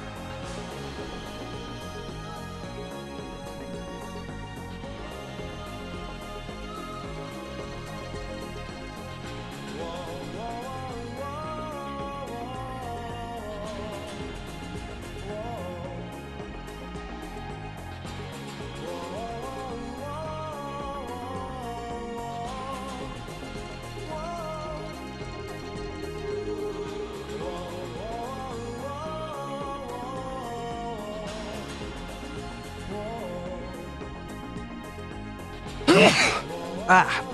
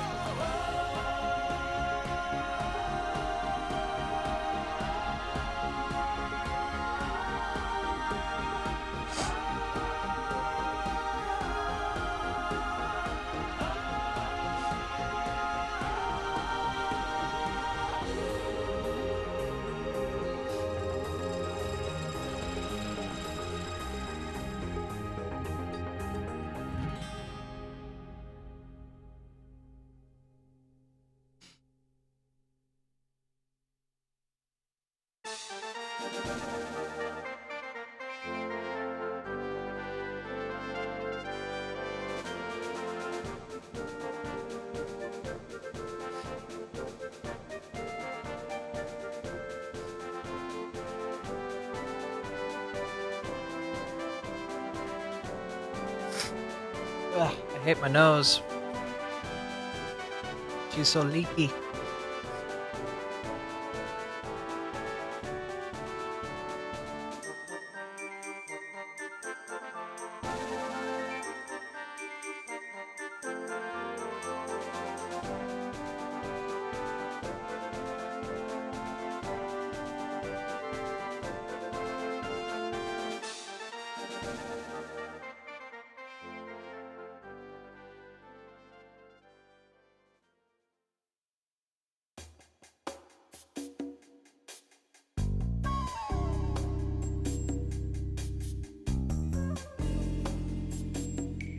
Oh, I see.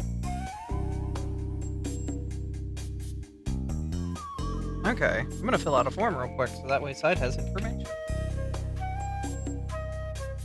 Because I want to see what this site is.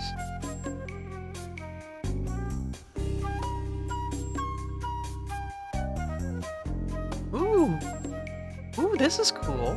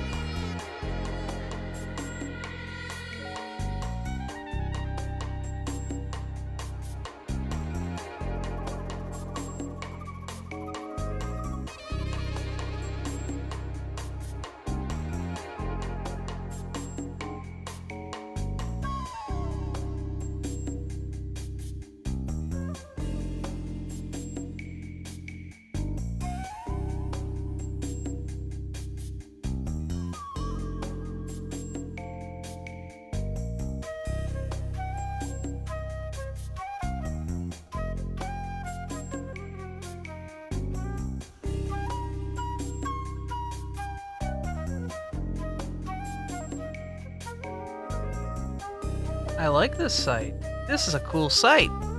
I like this site.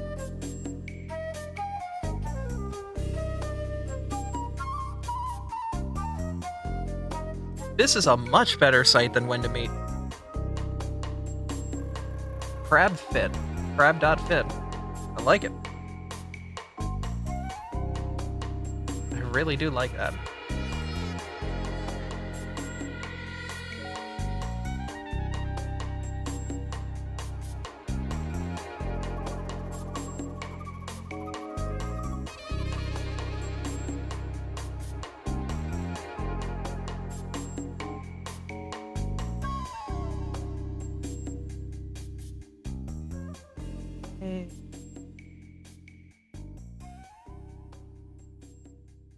I like this site. It's good at looking at cute abras. Uh-huh.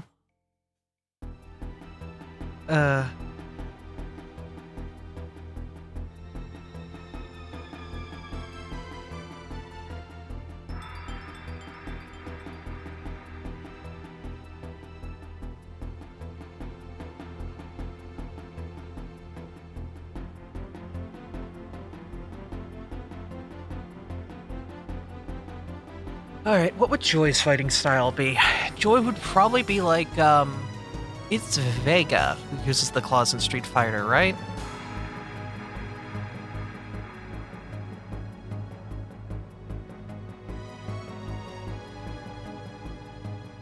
Yeah.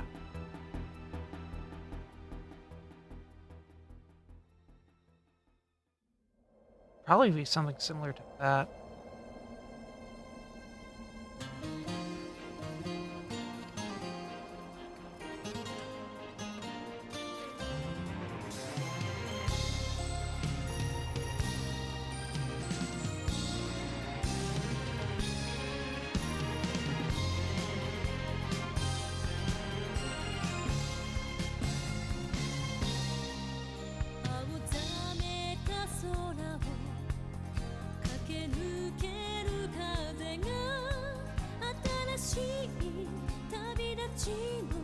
I really like that stance, holy shit.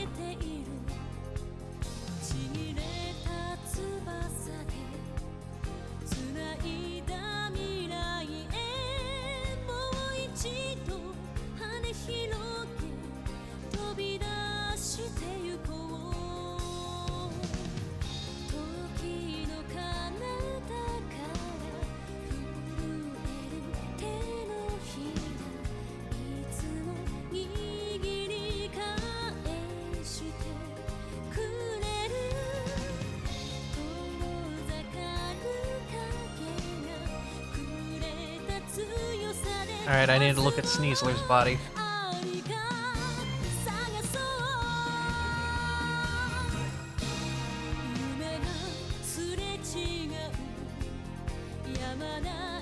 No, not Weezer, Sneasler. God damn it.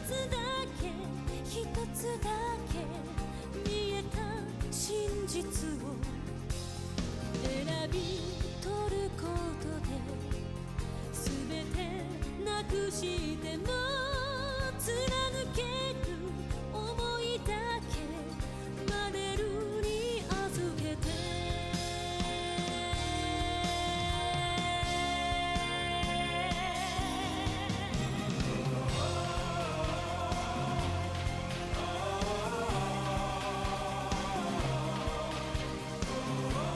Carl Sneaksler. No! Ah, Jimmy's mom! Such a weird fucking show. It was such a weird fucking show.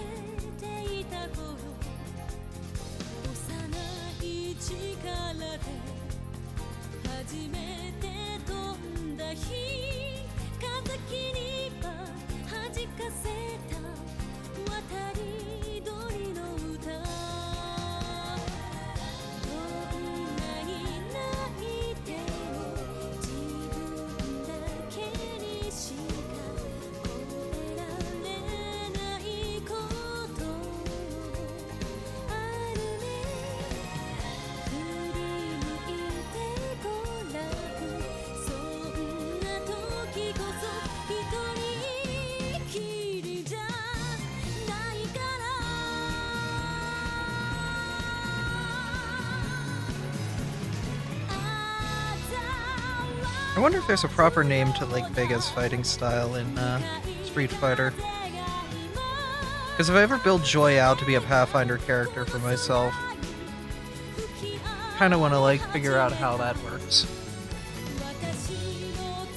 Whether it's like a monk stance or like more of a fighter's stance, where it's more like quick, rapid, deadly strikes, or like just like, nah, I'm gonna hit you with power. Also, I have claws. My claws are doing like 90% of the work here, but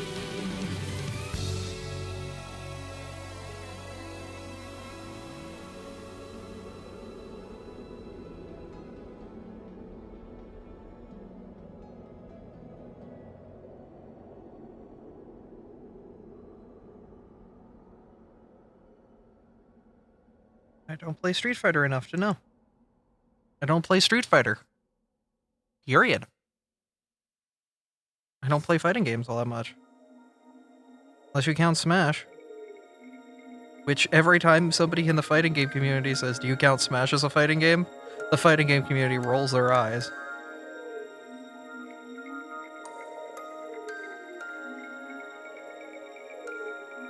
Even of Spanish bullfighting and Japanese ninjutsu. Learning the Spanish.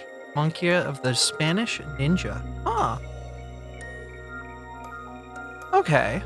Is there a ninja class? Or a ninja-like class in, Pathfinder 2e? I wouldn't say there's anything that's true ninja, but there is, you know, rogue being sneaky and all. I guess technically a swashbuckler could, in a way, be a ninja.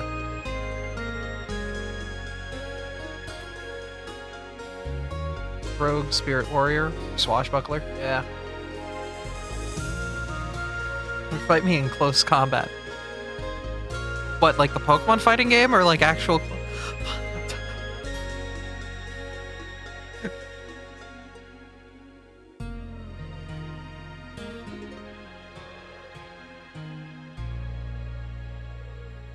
Either or.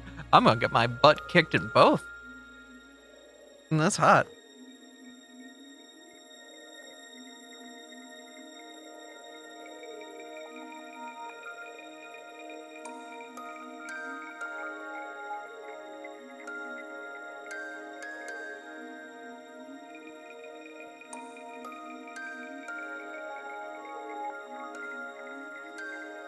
Button masher. That's fine. I do kind of try and figure out what I'm doing in a fighting game.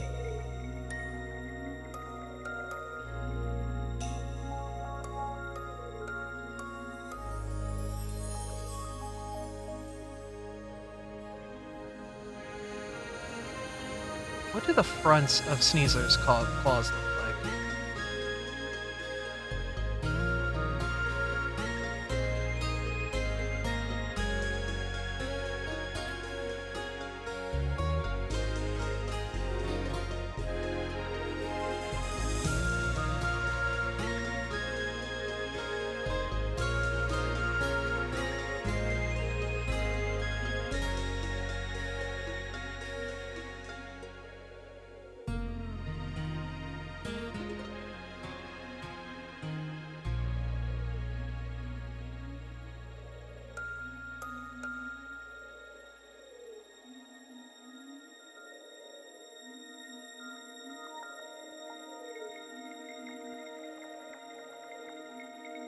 Gave her a slightly fluffier shoulder fluff, a longer head feather, and a bigger, longer tail feather thing. That's fine.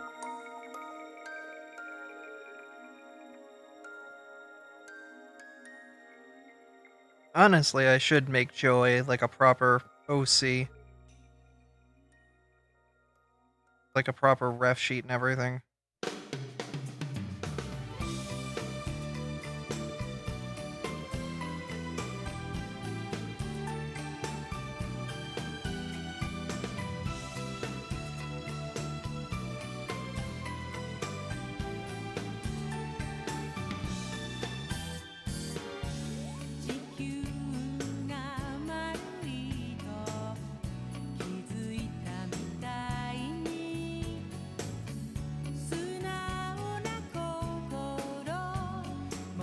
This is an awkward stance for a Sneasler.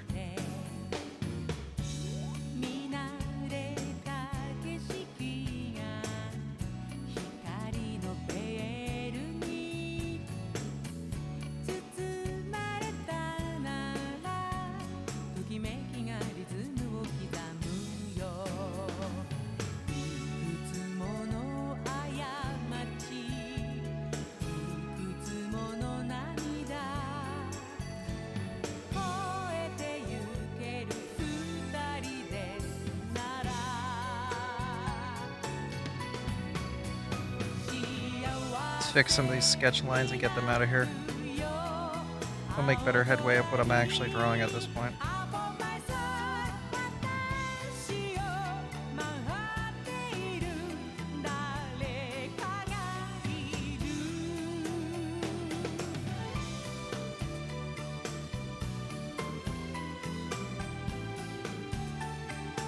A little cheek fluff, that's fine.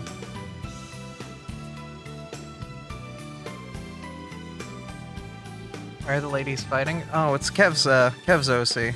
Because,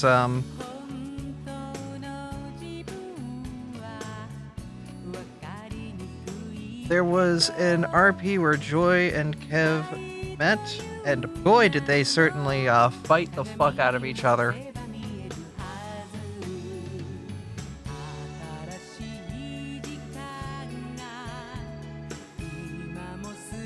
don't worry, she still likes girls.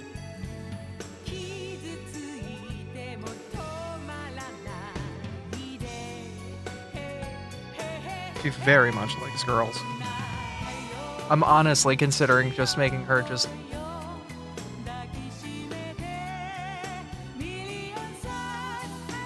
Like, she's always been... Like, all of my characters are pan. But I think Joy would lean heavily into ladies more than guys. It's not like she can't not like a guy, but she likes ladies more.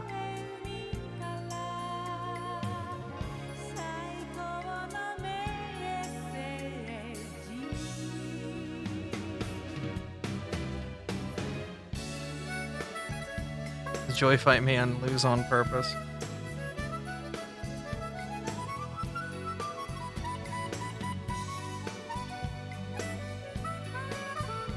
Joy's the kind of character that would be like, I was making a joke, Kev. oh, it's okay. I don't think Kev's actually crying. I think he's being a goofball, like he normally is. But I don't really know Or have any, like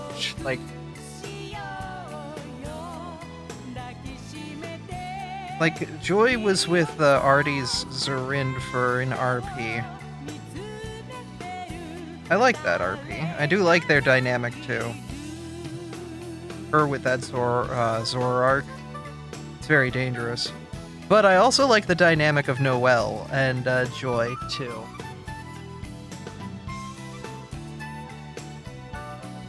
Because Joy is the kind of partner that's like, I know my girl's into this shit. I'm gonna grab her by the scruff and bring her over here so she can enjoy this too. That's the kind of girl Joy is. Joy would grab Noelle and be like, look, girls can kiss, and then just pull her into a deep passionate kiss. That's it. That is the level of like that is Joy.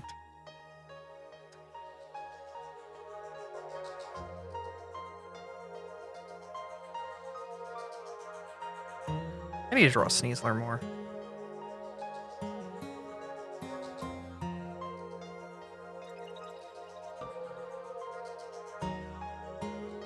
I like notice I'm struggling here, and I'm just like, it's because I just don't know you, girl.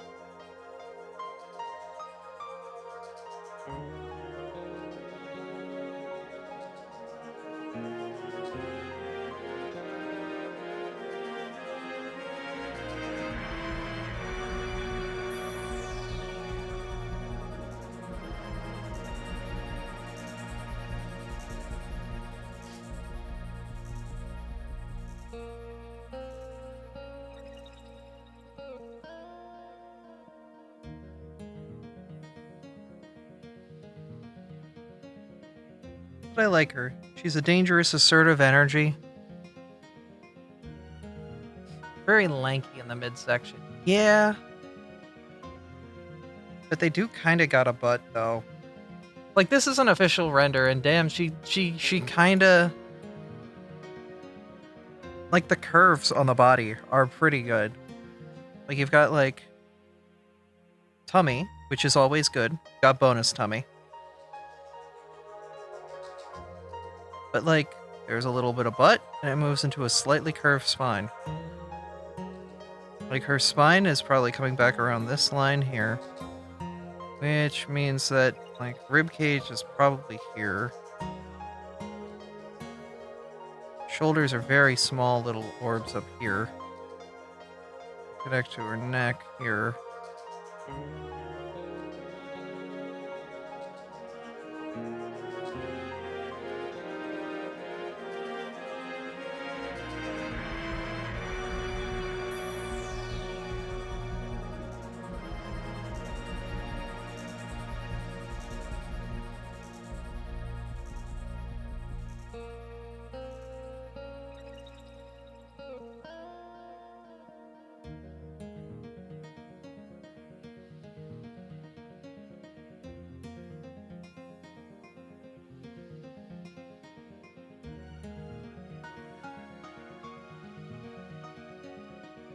It's a very interesting design.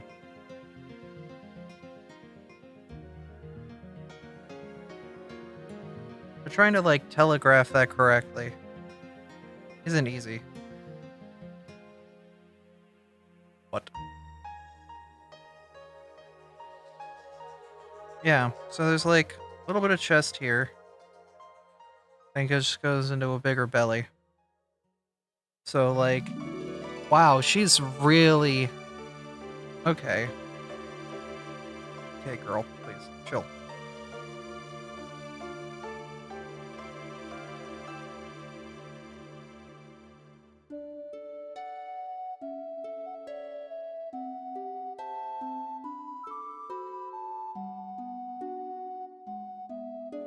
Honestly, I'm just keeping this off to the side as reference.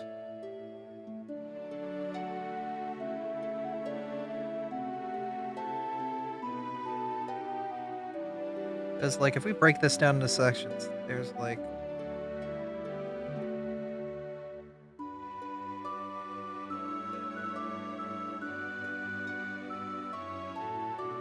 Split her into fourths.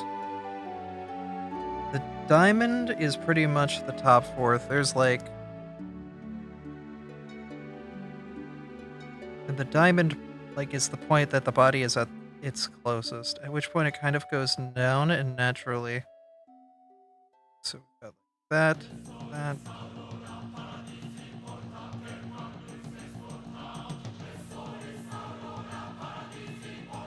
She really is just a tall Weavile, isn't she?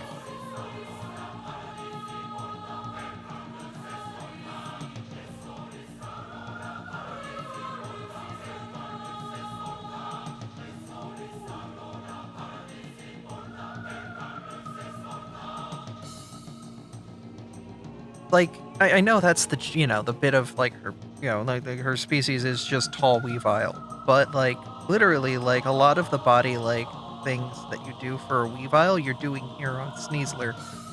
Just longer. Literally, I think somebody at Pokemon Company was, like, drawing a Weavile, and they're like, I accidentally made him a bit too long. Wait a minute. And that's where this design got born from.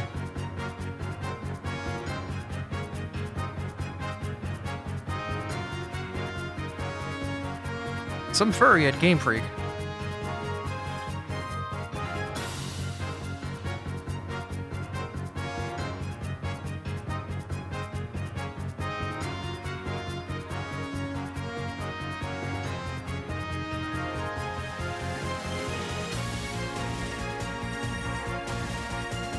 Mega Star U, they did the bottom half, but not the top half.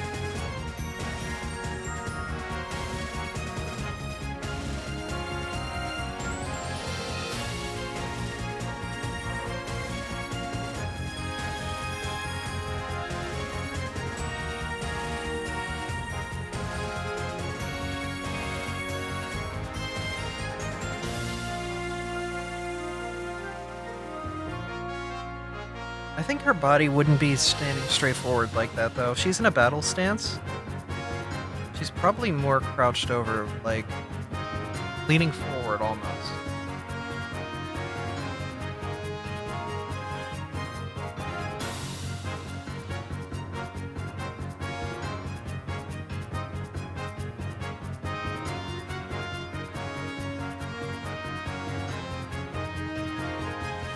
Like, lower to the ground to get heavy acceleration.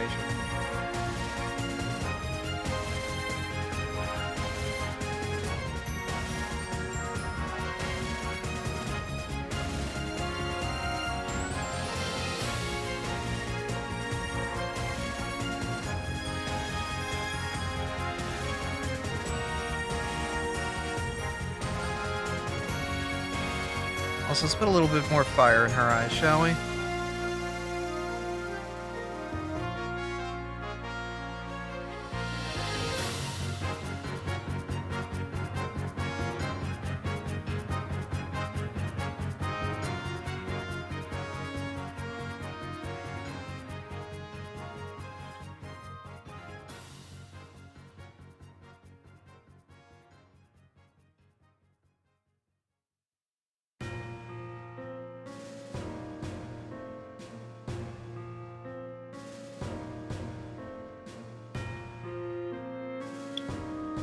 Look at Vega's pose in SF. The only image I found that was the pose that I wanted is this, so I don't really have much body to work with, sadly.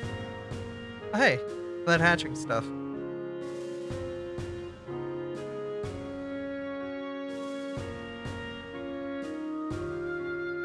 But this is the pose that I was kind of, like, digging with.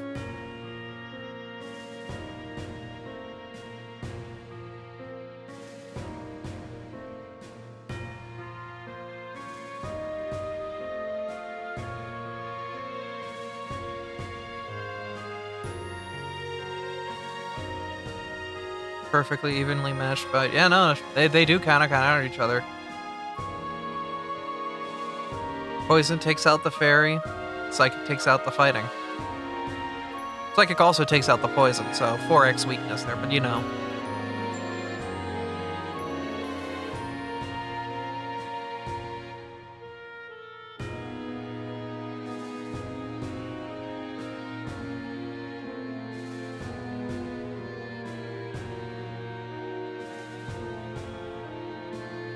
We're ignoring that. We're ignoring that.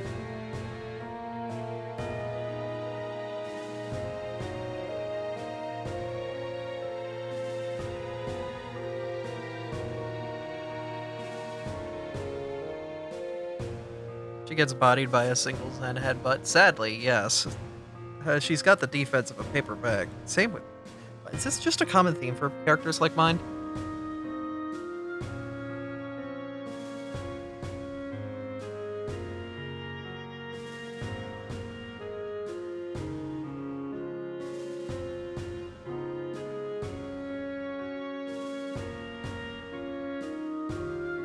You can just...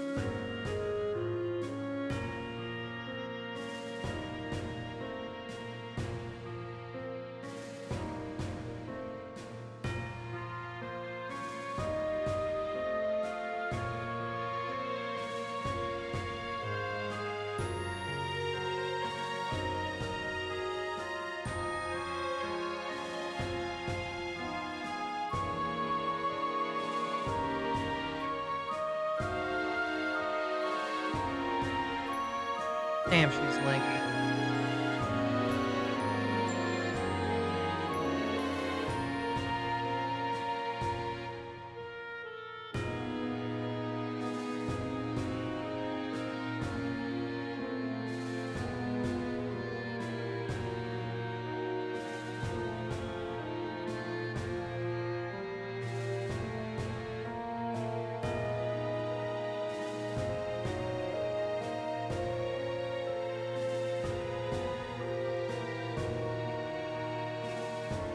Do I give her boobs?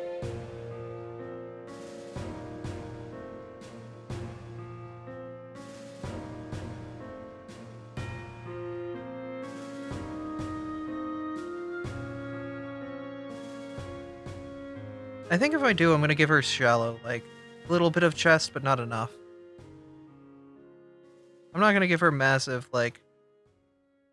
Okay, so the way Abby's boobs work in art is her size is relevant to my IRL size and growth.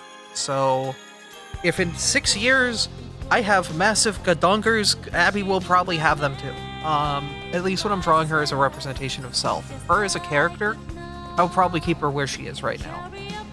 Boobs on Pokemon is difficult, because you try and, like, you want to sell a feminine anthropomorphic figure, but I like keeping it close to Pokemon's relevant designs because I want it to feel naturally feminine.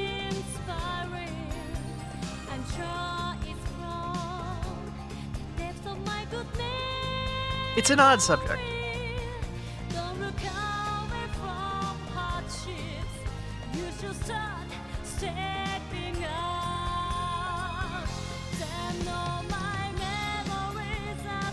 Yeah, putting boobs on Pokemon is difficult because, like, I'm not putting boobs on a Magikarp here, you know?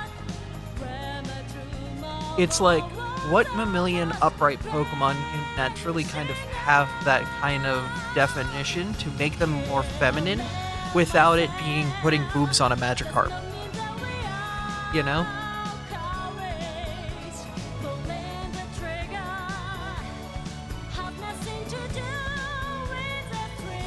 I think good. No one draws Gardevoir with boobs. Wow, yeah, no one ever draws Gardevoir with boobs.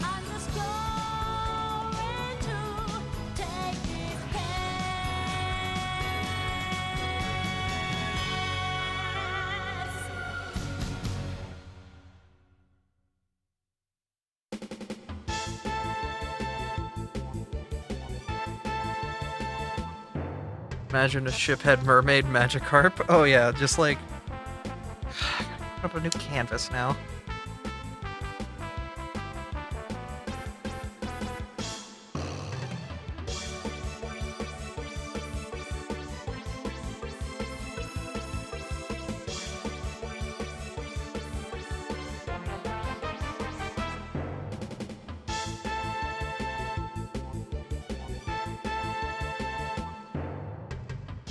This is the best music to draw this with, by the way.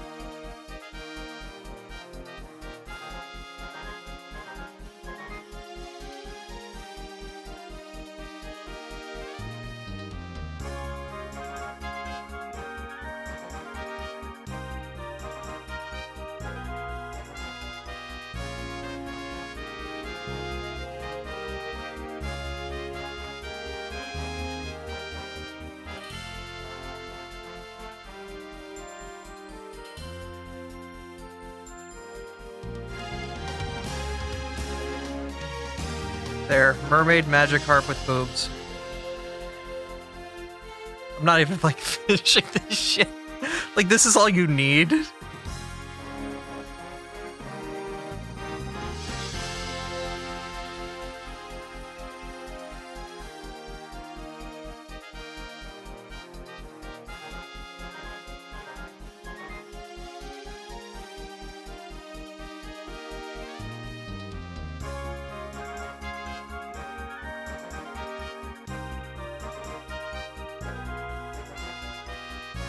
This is cursed. It's far too cursed. I forgot to give her a neck. That's fine, that's natural.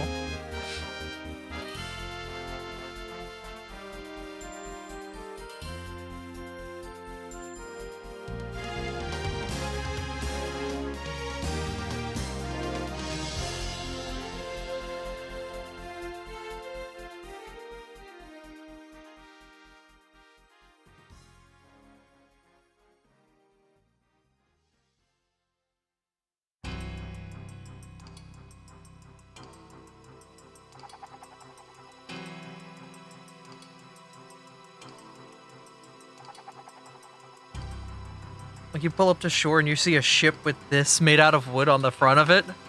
You don't know what to fucking think.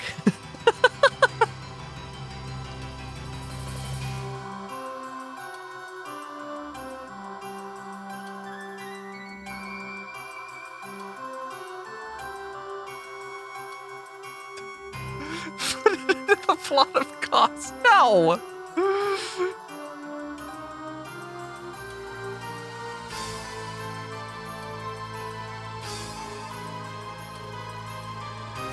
There. Good enough. I'm not going any more detailed than that.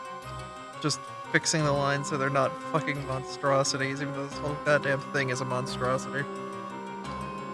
How do I put my ship, whatever.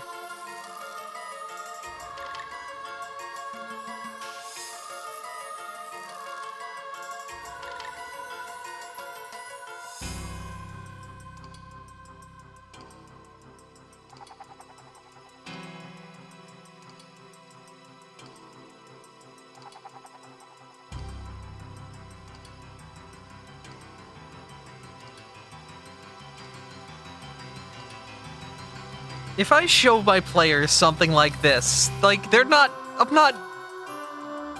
The amount of questions I would get from my players before I get, like, any sort of solace on this.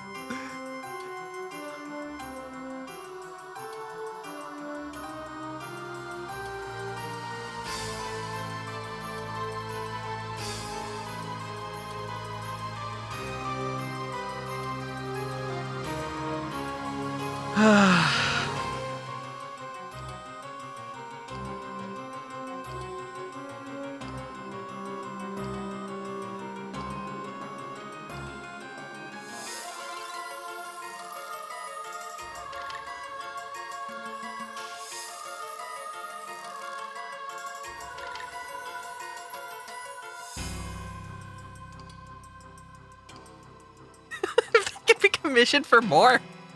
No!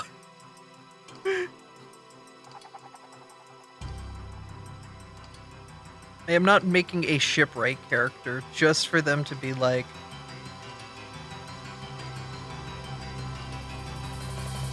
commissioned by Tobta.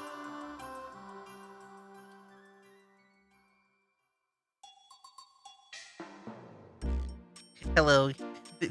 This is the most beautiful depiction of a Magikarp ever. I would like 30. Just to fuck with me. Yeah, I don't like the way her hips are bending here.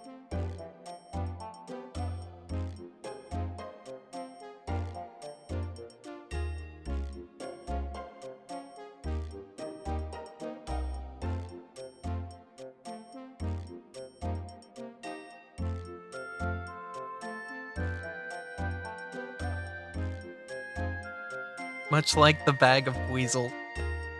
Bag of Vingles, yeah. I made a bag of, because there's a bag of otters, I think, or it's a bag of weasels. Yeah, it was a bag of weasels, where basically you pull it out and your items get turned into weasels.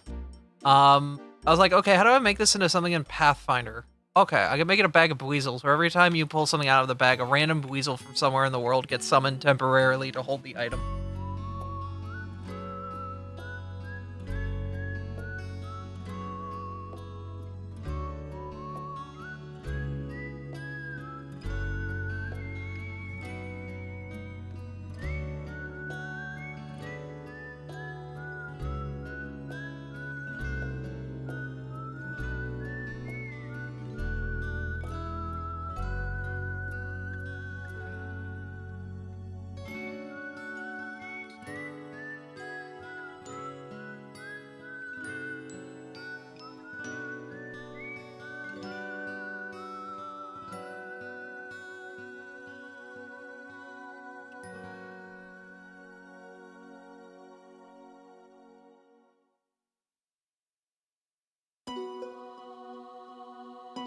What is going on with this girl's hips?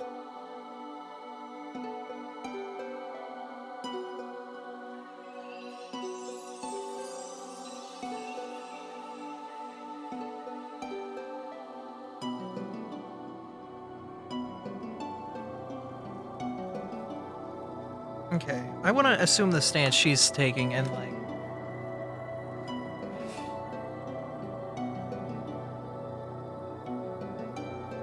Okay, so when I naturally took that stance, I'll turn on the real life camera again.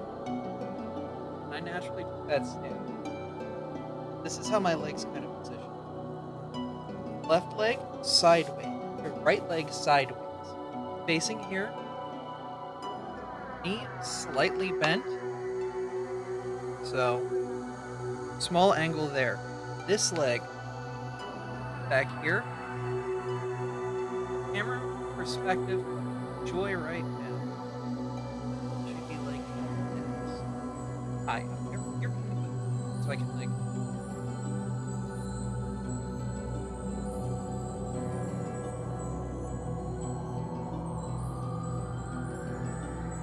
Because she's like lining up to make a very quick like strike.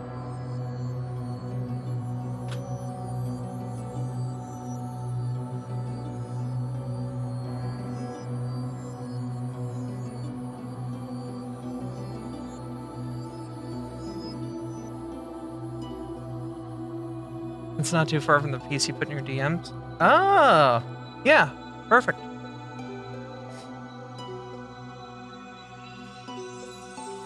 I think I need to give the girl a little bit more hip weight size because she seems a little bit too skinny down there right now. But I think I can do that.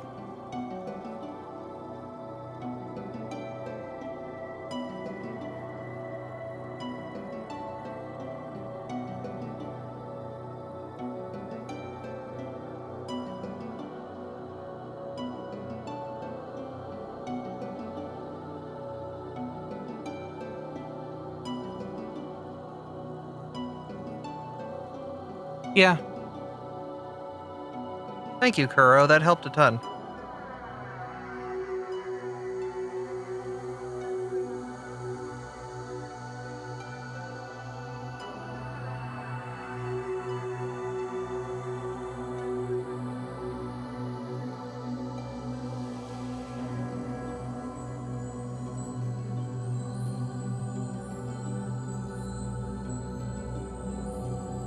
Yeah, no, that got the proper definition. Does Sneasler have two tails or one?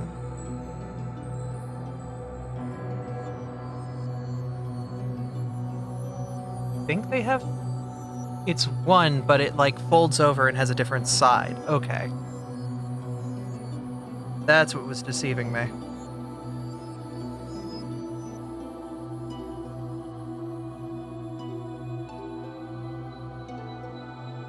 Thank you again, Kuro.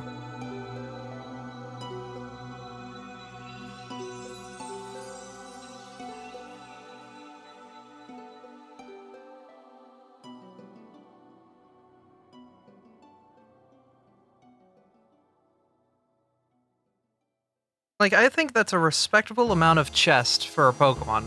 Like, it's not too much, but it's enough to give you the, hey, this is a girl. Tummy's about right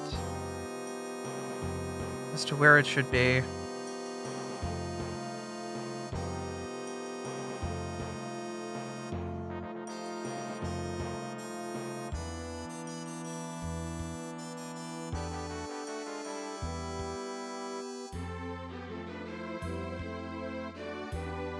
Joy, please assume the position on me. I'm ready to fight. Uh-huh.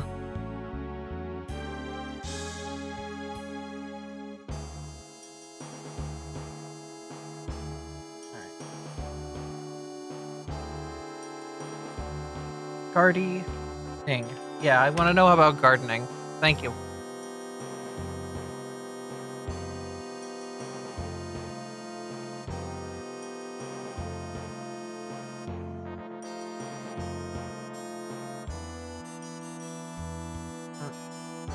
Quiz time, Abby. How much of Kev's ref do you remember?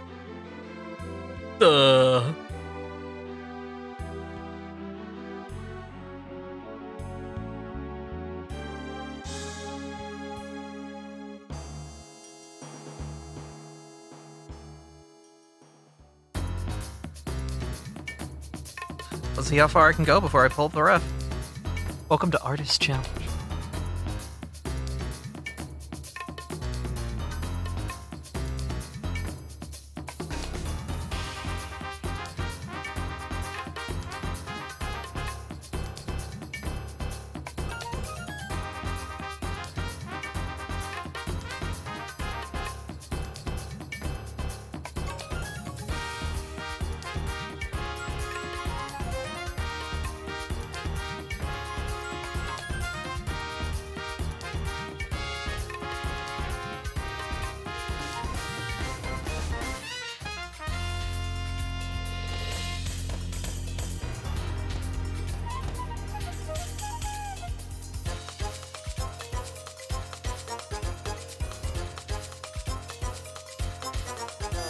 Also, thank you for trying to be helpful.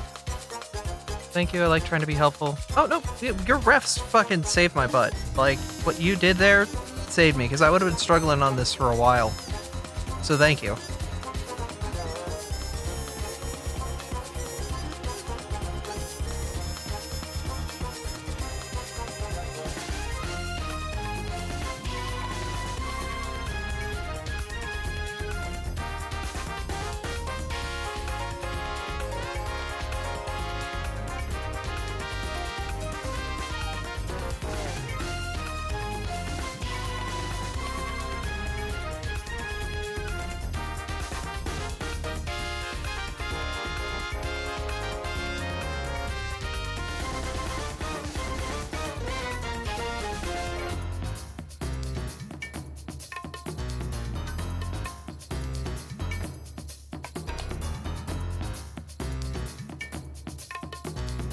How do I give definition to Kev's face without removing the Gardevoirism, Gardevoir-ishness of it?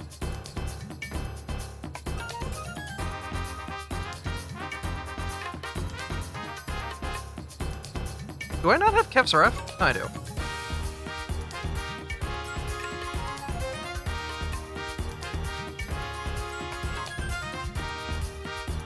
On Kev's ref, the eyes are actually pretty, like, back on their head.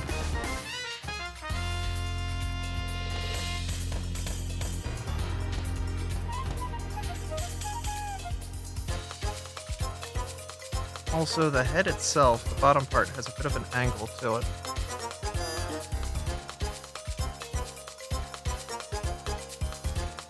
It almost reminds me of Mega Man a little bit, like X.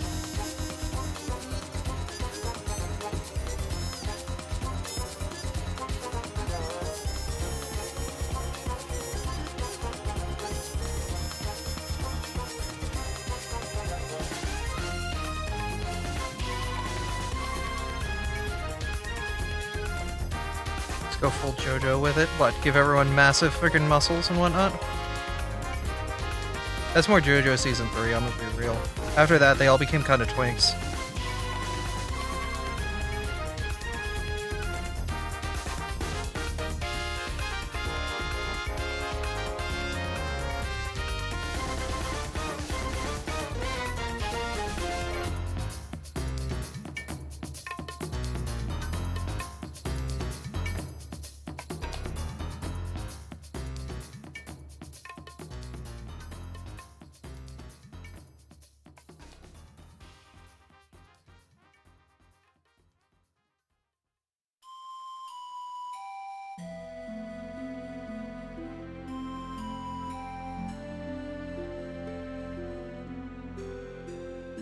Like, Araki's very good at drawing twinks, but that's pretty much what I feel like JoJo's designs have been. You got the Pillarmen in Season 2, and you've got, like, some muscly dudes in Season 3. But after that, it's all twinks. Every chapter after that is just twinks. Specifically, the ultra-defined face is true. I don't want to type in the words JoJo and Gardevoir into my Google. I don't know what that's going to do to my algorithm.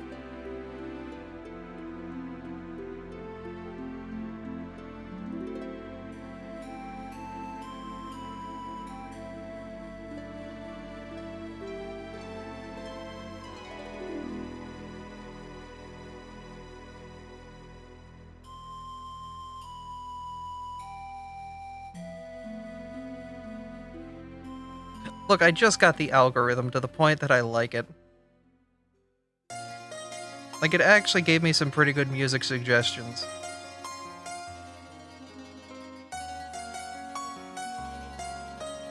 Last thing I need on my YouTube recommended feed is Gardevoir a twink?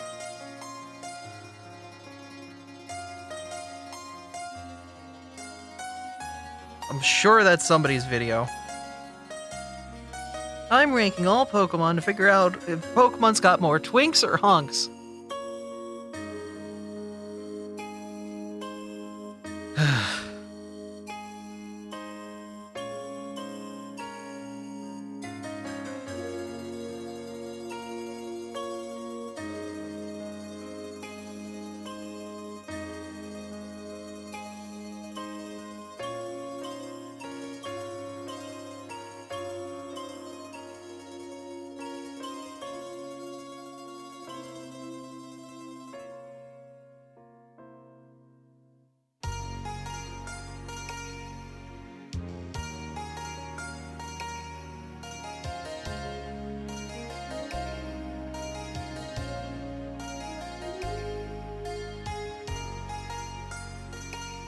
Maybe the head's a bit too big.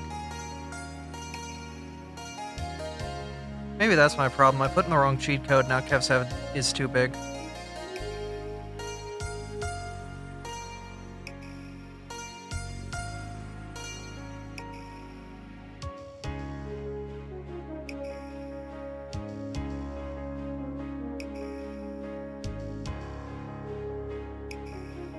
Activated Big Gardevoir head mode.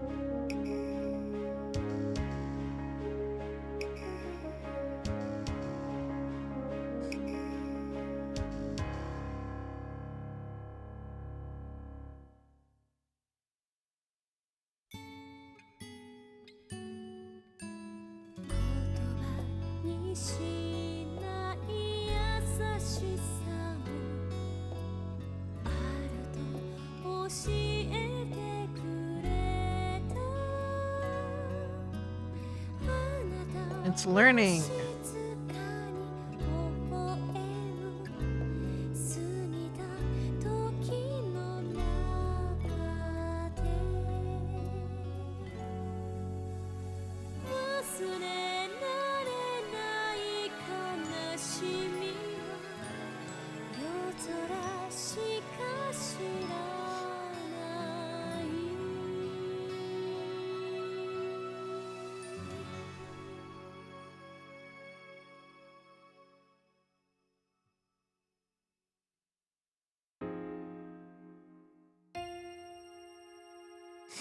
Cause our arc from yesterday, thanks again.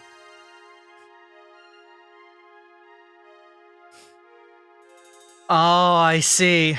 Very well done. Aw. I love it. Wonder who put that sticky note. Too bad the Zoroark can't read.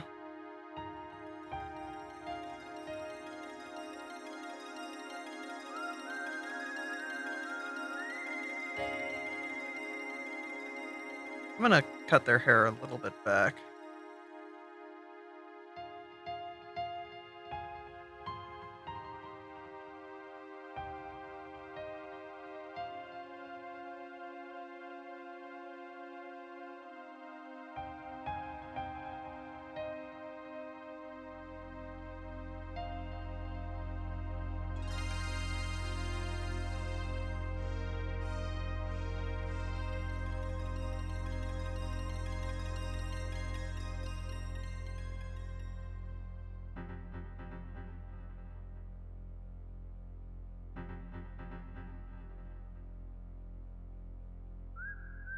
I think Kev is at work right now, so they're not here anymore, but whatever.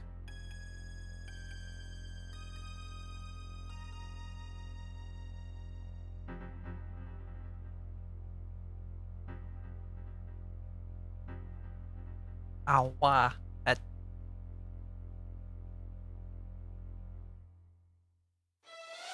You've been remembering to keep your free clip points, Abby.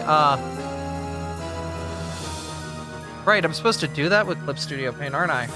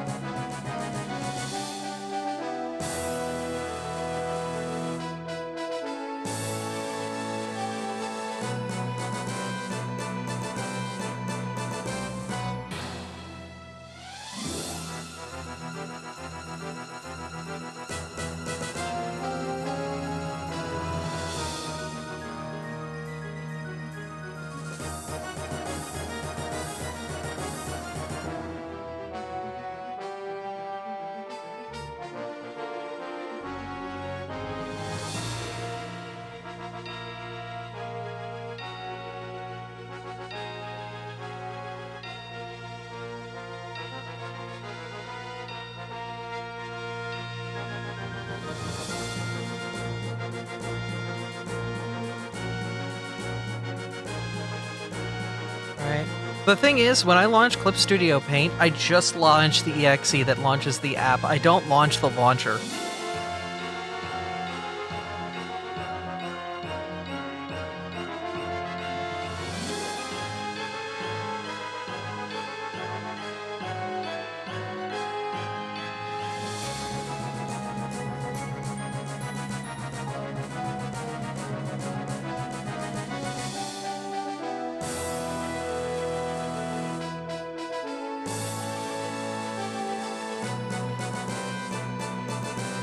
How do I get my free Clippy?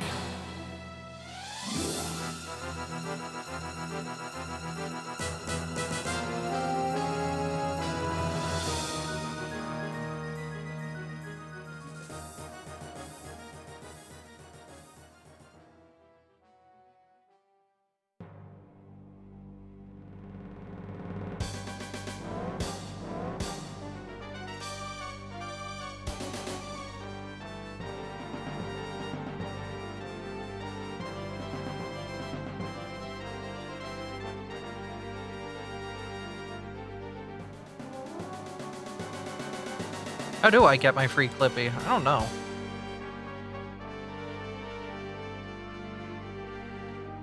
Oh, login bonus. There it is.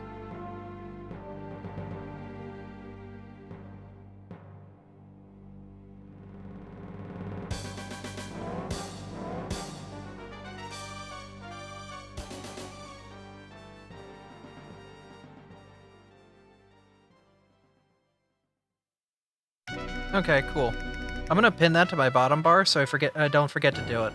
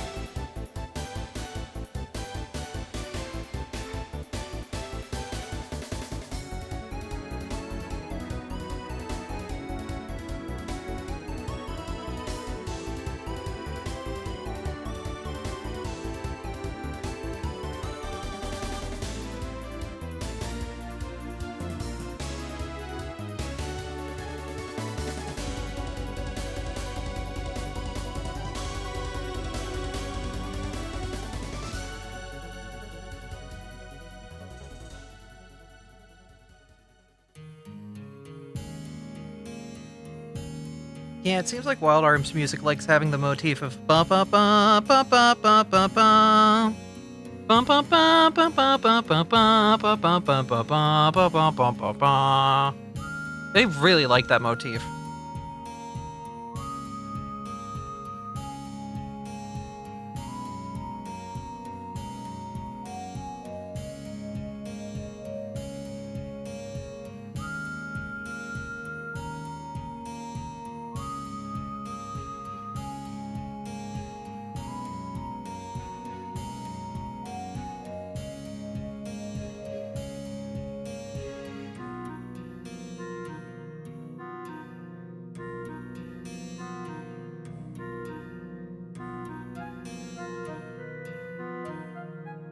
Yeah, I know leitmotif. I play 14.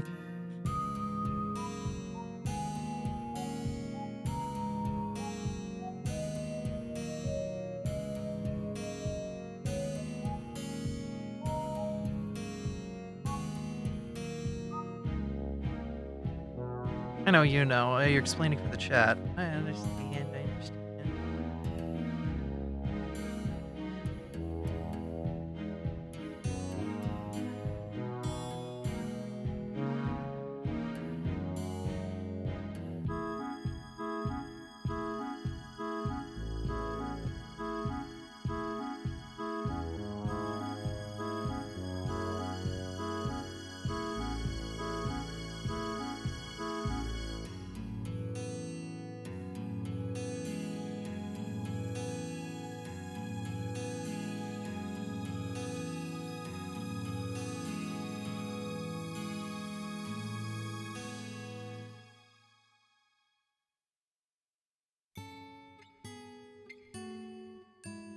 Memories of the wasted smell of the guns, keeping my both hands on all the time.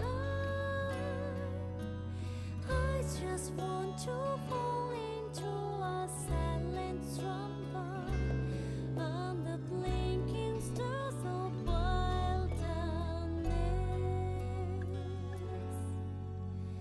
The name I happen to call out in my dream. Women.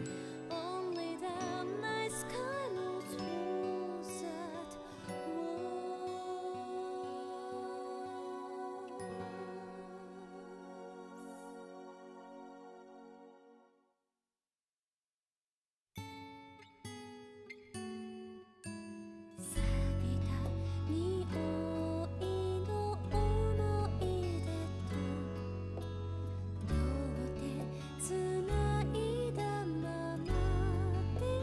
Stares at Undertale. Yeah. 静かな眠りにつきたい星がきしむ今夜夢の中呼んだ名前は夜空しか知らない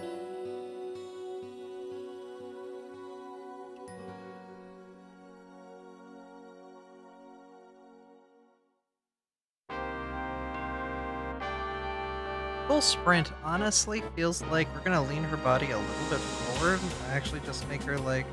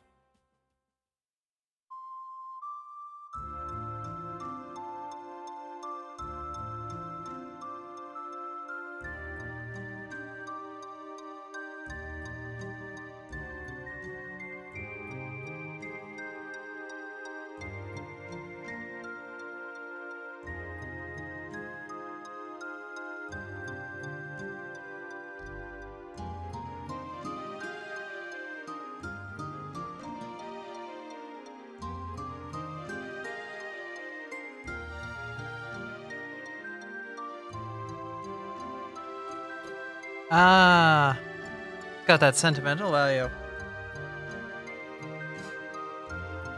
That makes sense.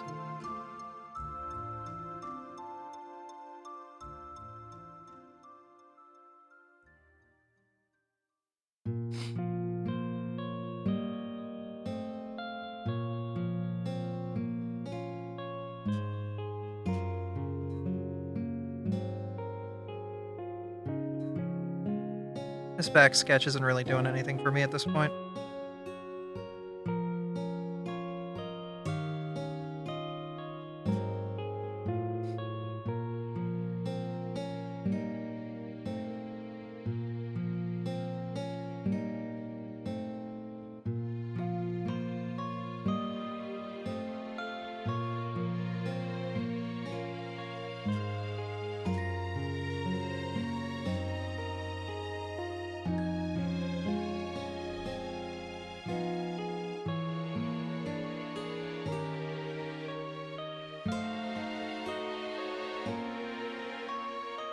Grandia is an RPG that I feel like everybody has played except for like my local friend groups. Because like I know Artie hasn't played it. I don't think Side played it. I don't think Saz played it, but I know Mont played it. Like it feels like I don't know if Scott or Kuro played it. Or Side, you did play it. Okay. Alright. Then I don't hear about it enough. Because I'm like, I don't know anybody who has. And nobody keeps talking about it. Like, Mont brought the suggestion of, like the, Superior and, Sneasler. Like, you don't pick it up intentionally.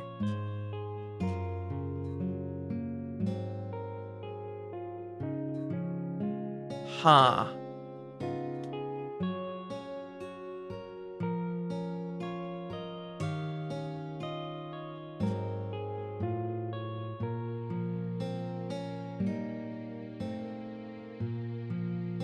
grab it from a video store when there's nothing to rent in 2006. I see.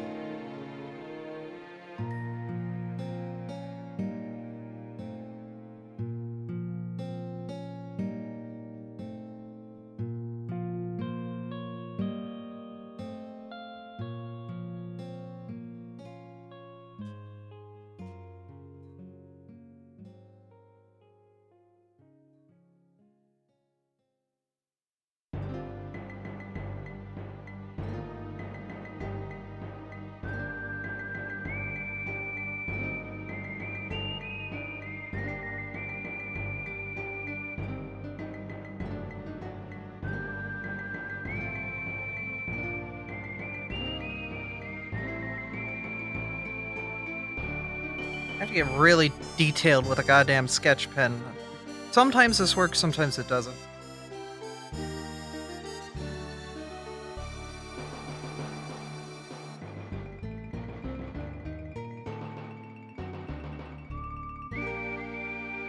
We'll see if this is one of those situations.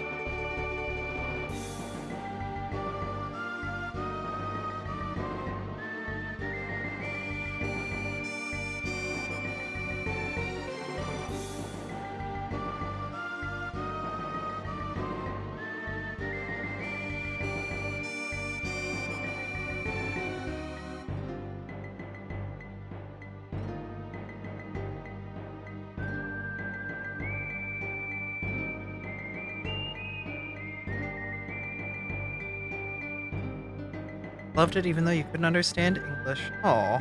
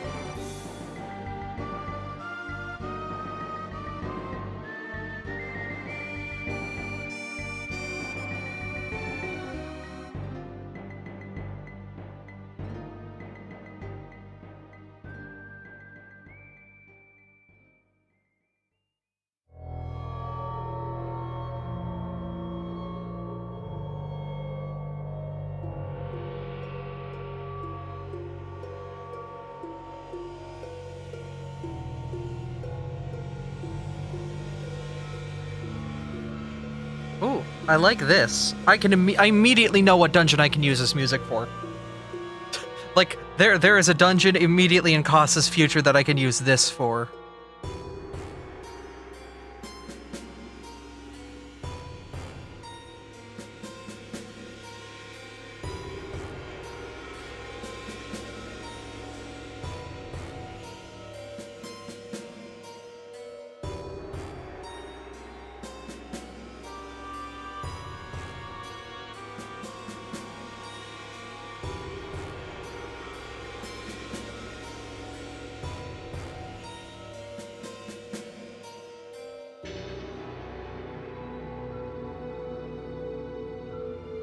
You make playlists for separate areas?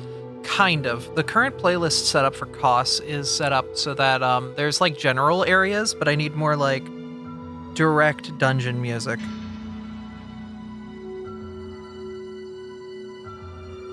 Her head's wide.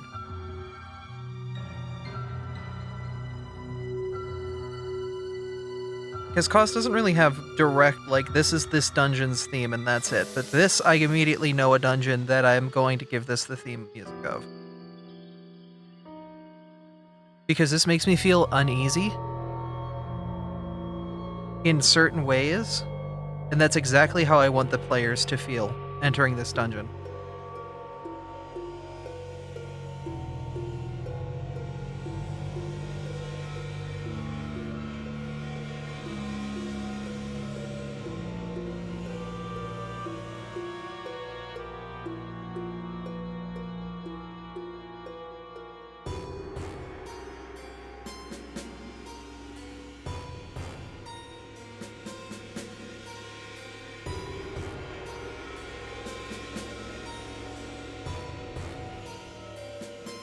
Put the head up on my head.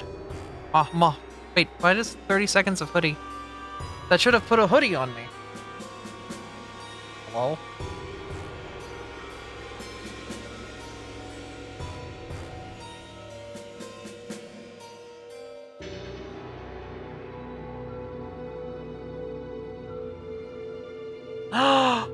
I never implemented the hoodie thing. Hold up. Let me do that real quick.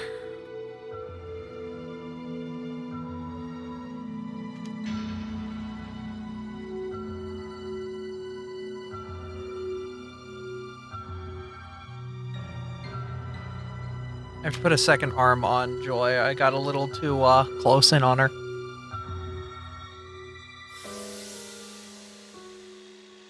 Why did I never implement 30 seconds of hoodie? Am I crazy? Might be crazy. Yeah, there are no hoodie effects. So VTube animations. We are going to add a new animation. Hoodie. VTube animations, default, stays in the default queue. Alright, trigger, recent trigger, favorite triggers. I have none. I should probably favorite trigger. Channel reward redemption. 30 seconds of hoodie.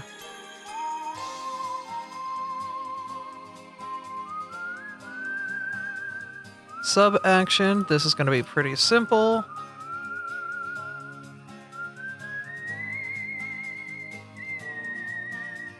We're just literally stealing trigger hotkey Abby 60. Hood up. Click OK. Trigger hood up. In theory. Yeah, there it goes. Now it's fixed. Took that long to fix this implementation. I am learning StreamerBot.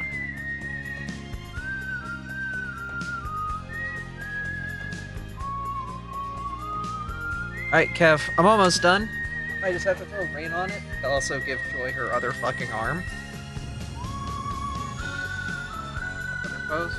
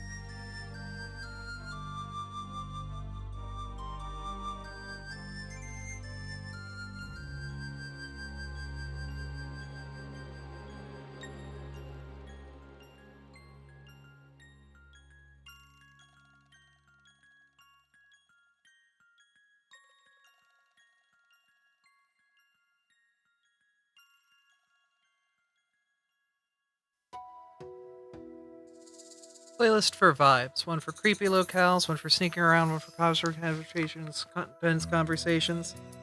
Honestly, I might want to do that. I might want to have to take like a couple days to just redo all the music and costs. And fix all the broken music and costs, because cost has a lot of broken soundtrack files that I need to like fix. I don't know how they break.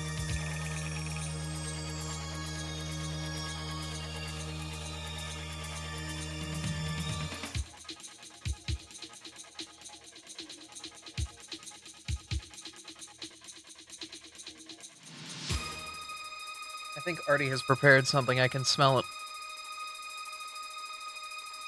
The Pidgey stays, though. Yes, yes, yes, the Pidgey stays.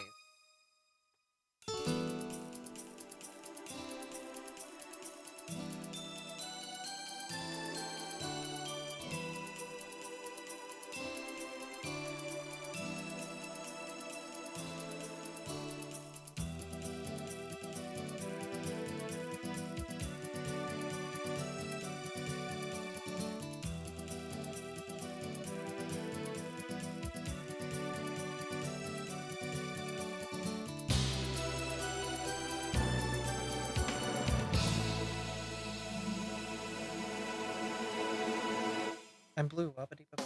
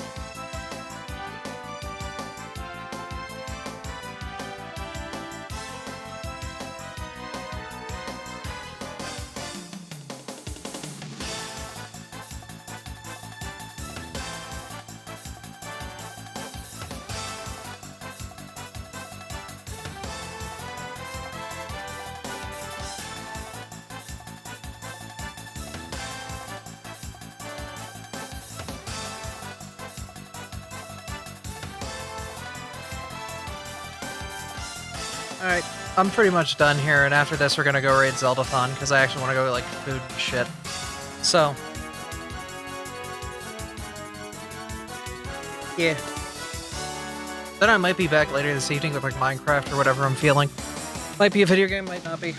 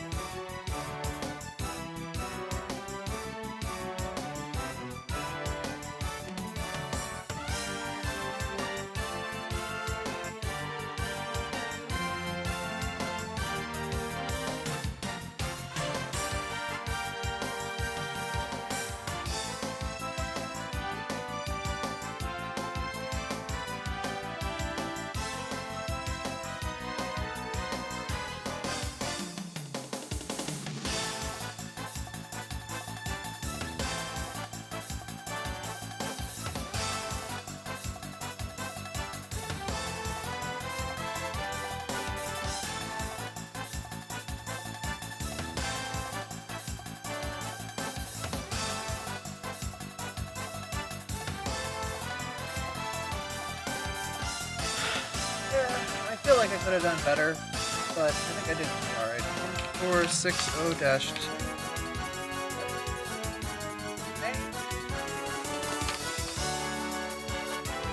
File save. Anyway, here's this abomination. This is what I'm on. I sure hope my peers understand it. I sure as hell don't. Anyway, thank y'all for coming out and watching. As always, awesome for you all. We're gonna go give a raid on over to Zeldathon. You're gonna give them some love because they are raising money for Make-A-Wish Foundation, as I said yesterday. We raided someone else who was, currently live. Wonderful friend, the stream, Senna. But today, We're gonna go give a raid over to Zeldathon, who is our alternative raid target if you didn't want spoilers since we get into. Give him some love, give him some wishes, at least keep their stream open in the background while you go about your day so that you can keep the viewers and get the extra retention and all that other good stuff. To raise money for Make-A-Wish Foundation. If I had the time with my work schedule, I would have been there. Also money, but you know how it is. I've done that stuff. I've been there. You know, I am a dedicated Zeldathoner. It's why there's a Triforce on my fucking hoodie. It's because of Zeldathon. So thank you all for coming out and watching. Thank you all for being here, and we will see you guys next time. On this thing, we do.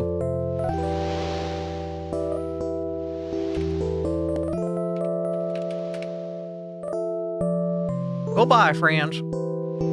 Stay cool, stay wonderful, and also, yeah, my art's on the internet for Affinity. If you have an account, I guess a follow would be appreciated. If not, whatever. Bye.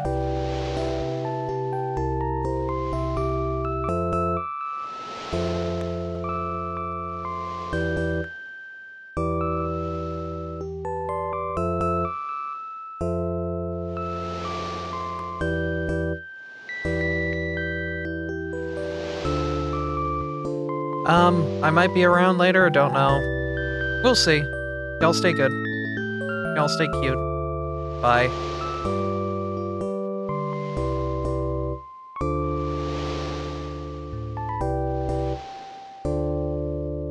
Are you watching Zeldathon yet? You will be in like 5 seconds. They've already raised $7,000 for Make-A-Wish. Keep them going. Keep up the support. Give them the love. Bye. Hey, I should probably save this abomination too. Oh good, I did. Good, it's on my computer forever.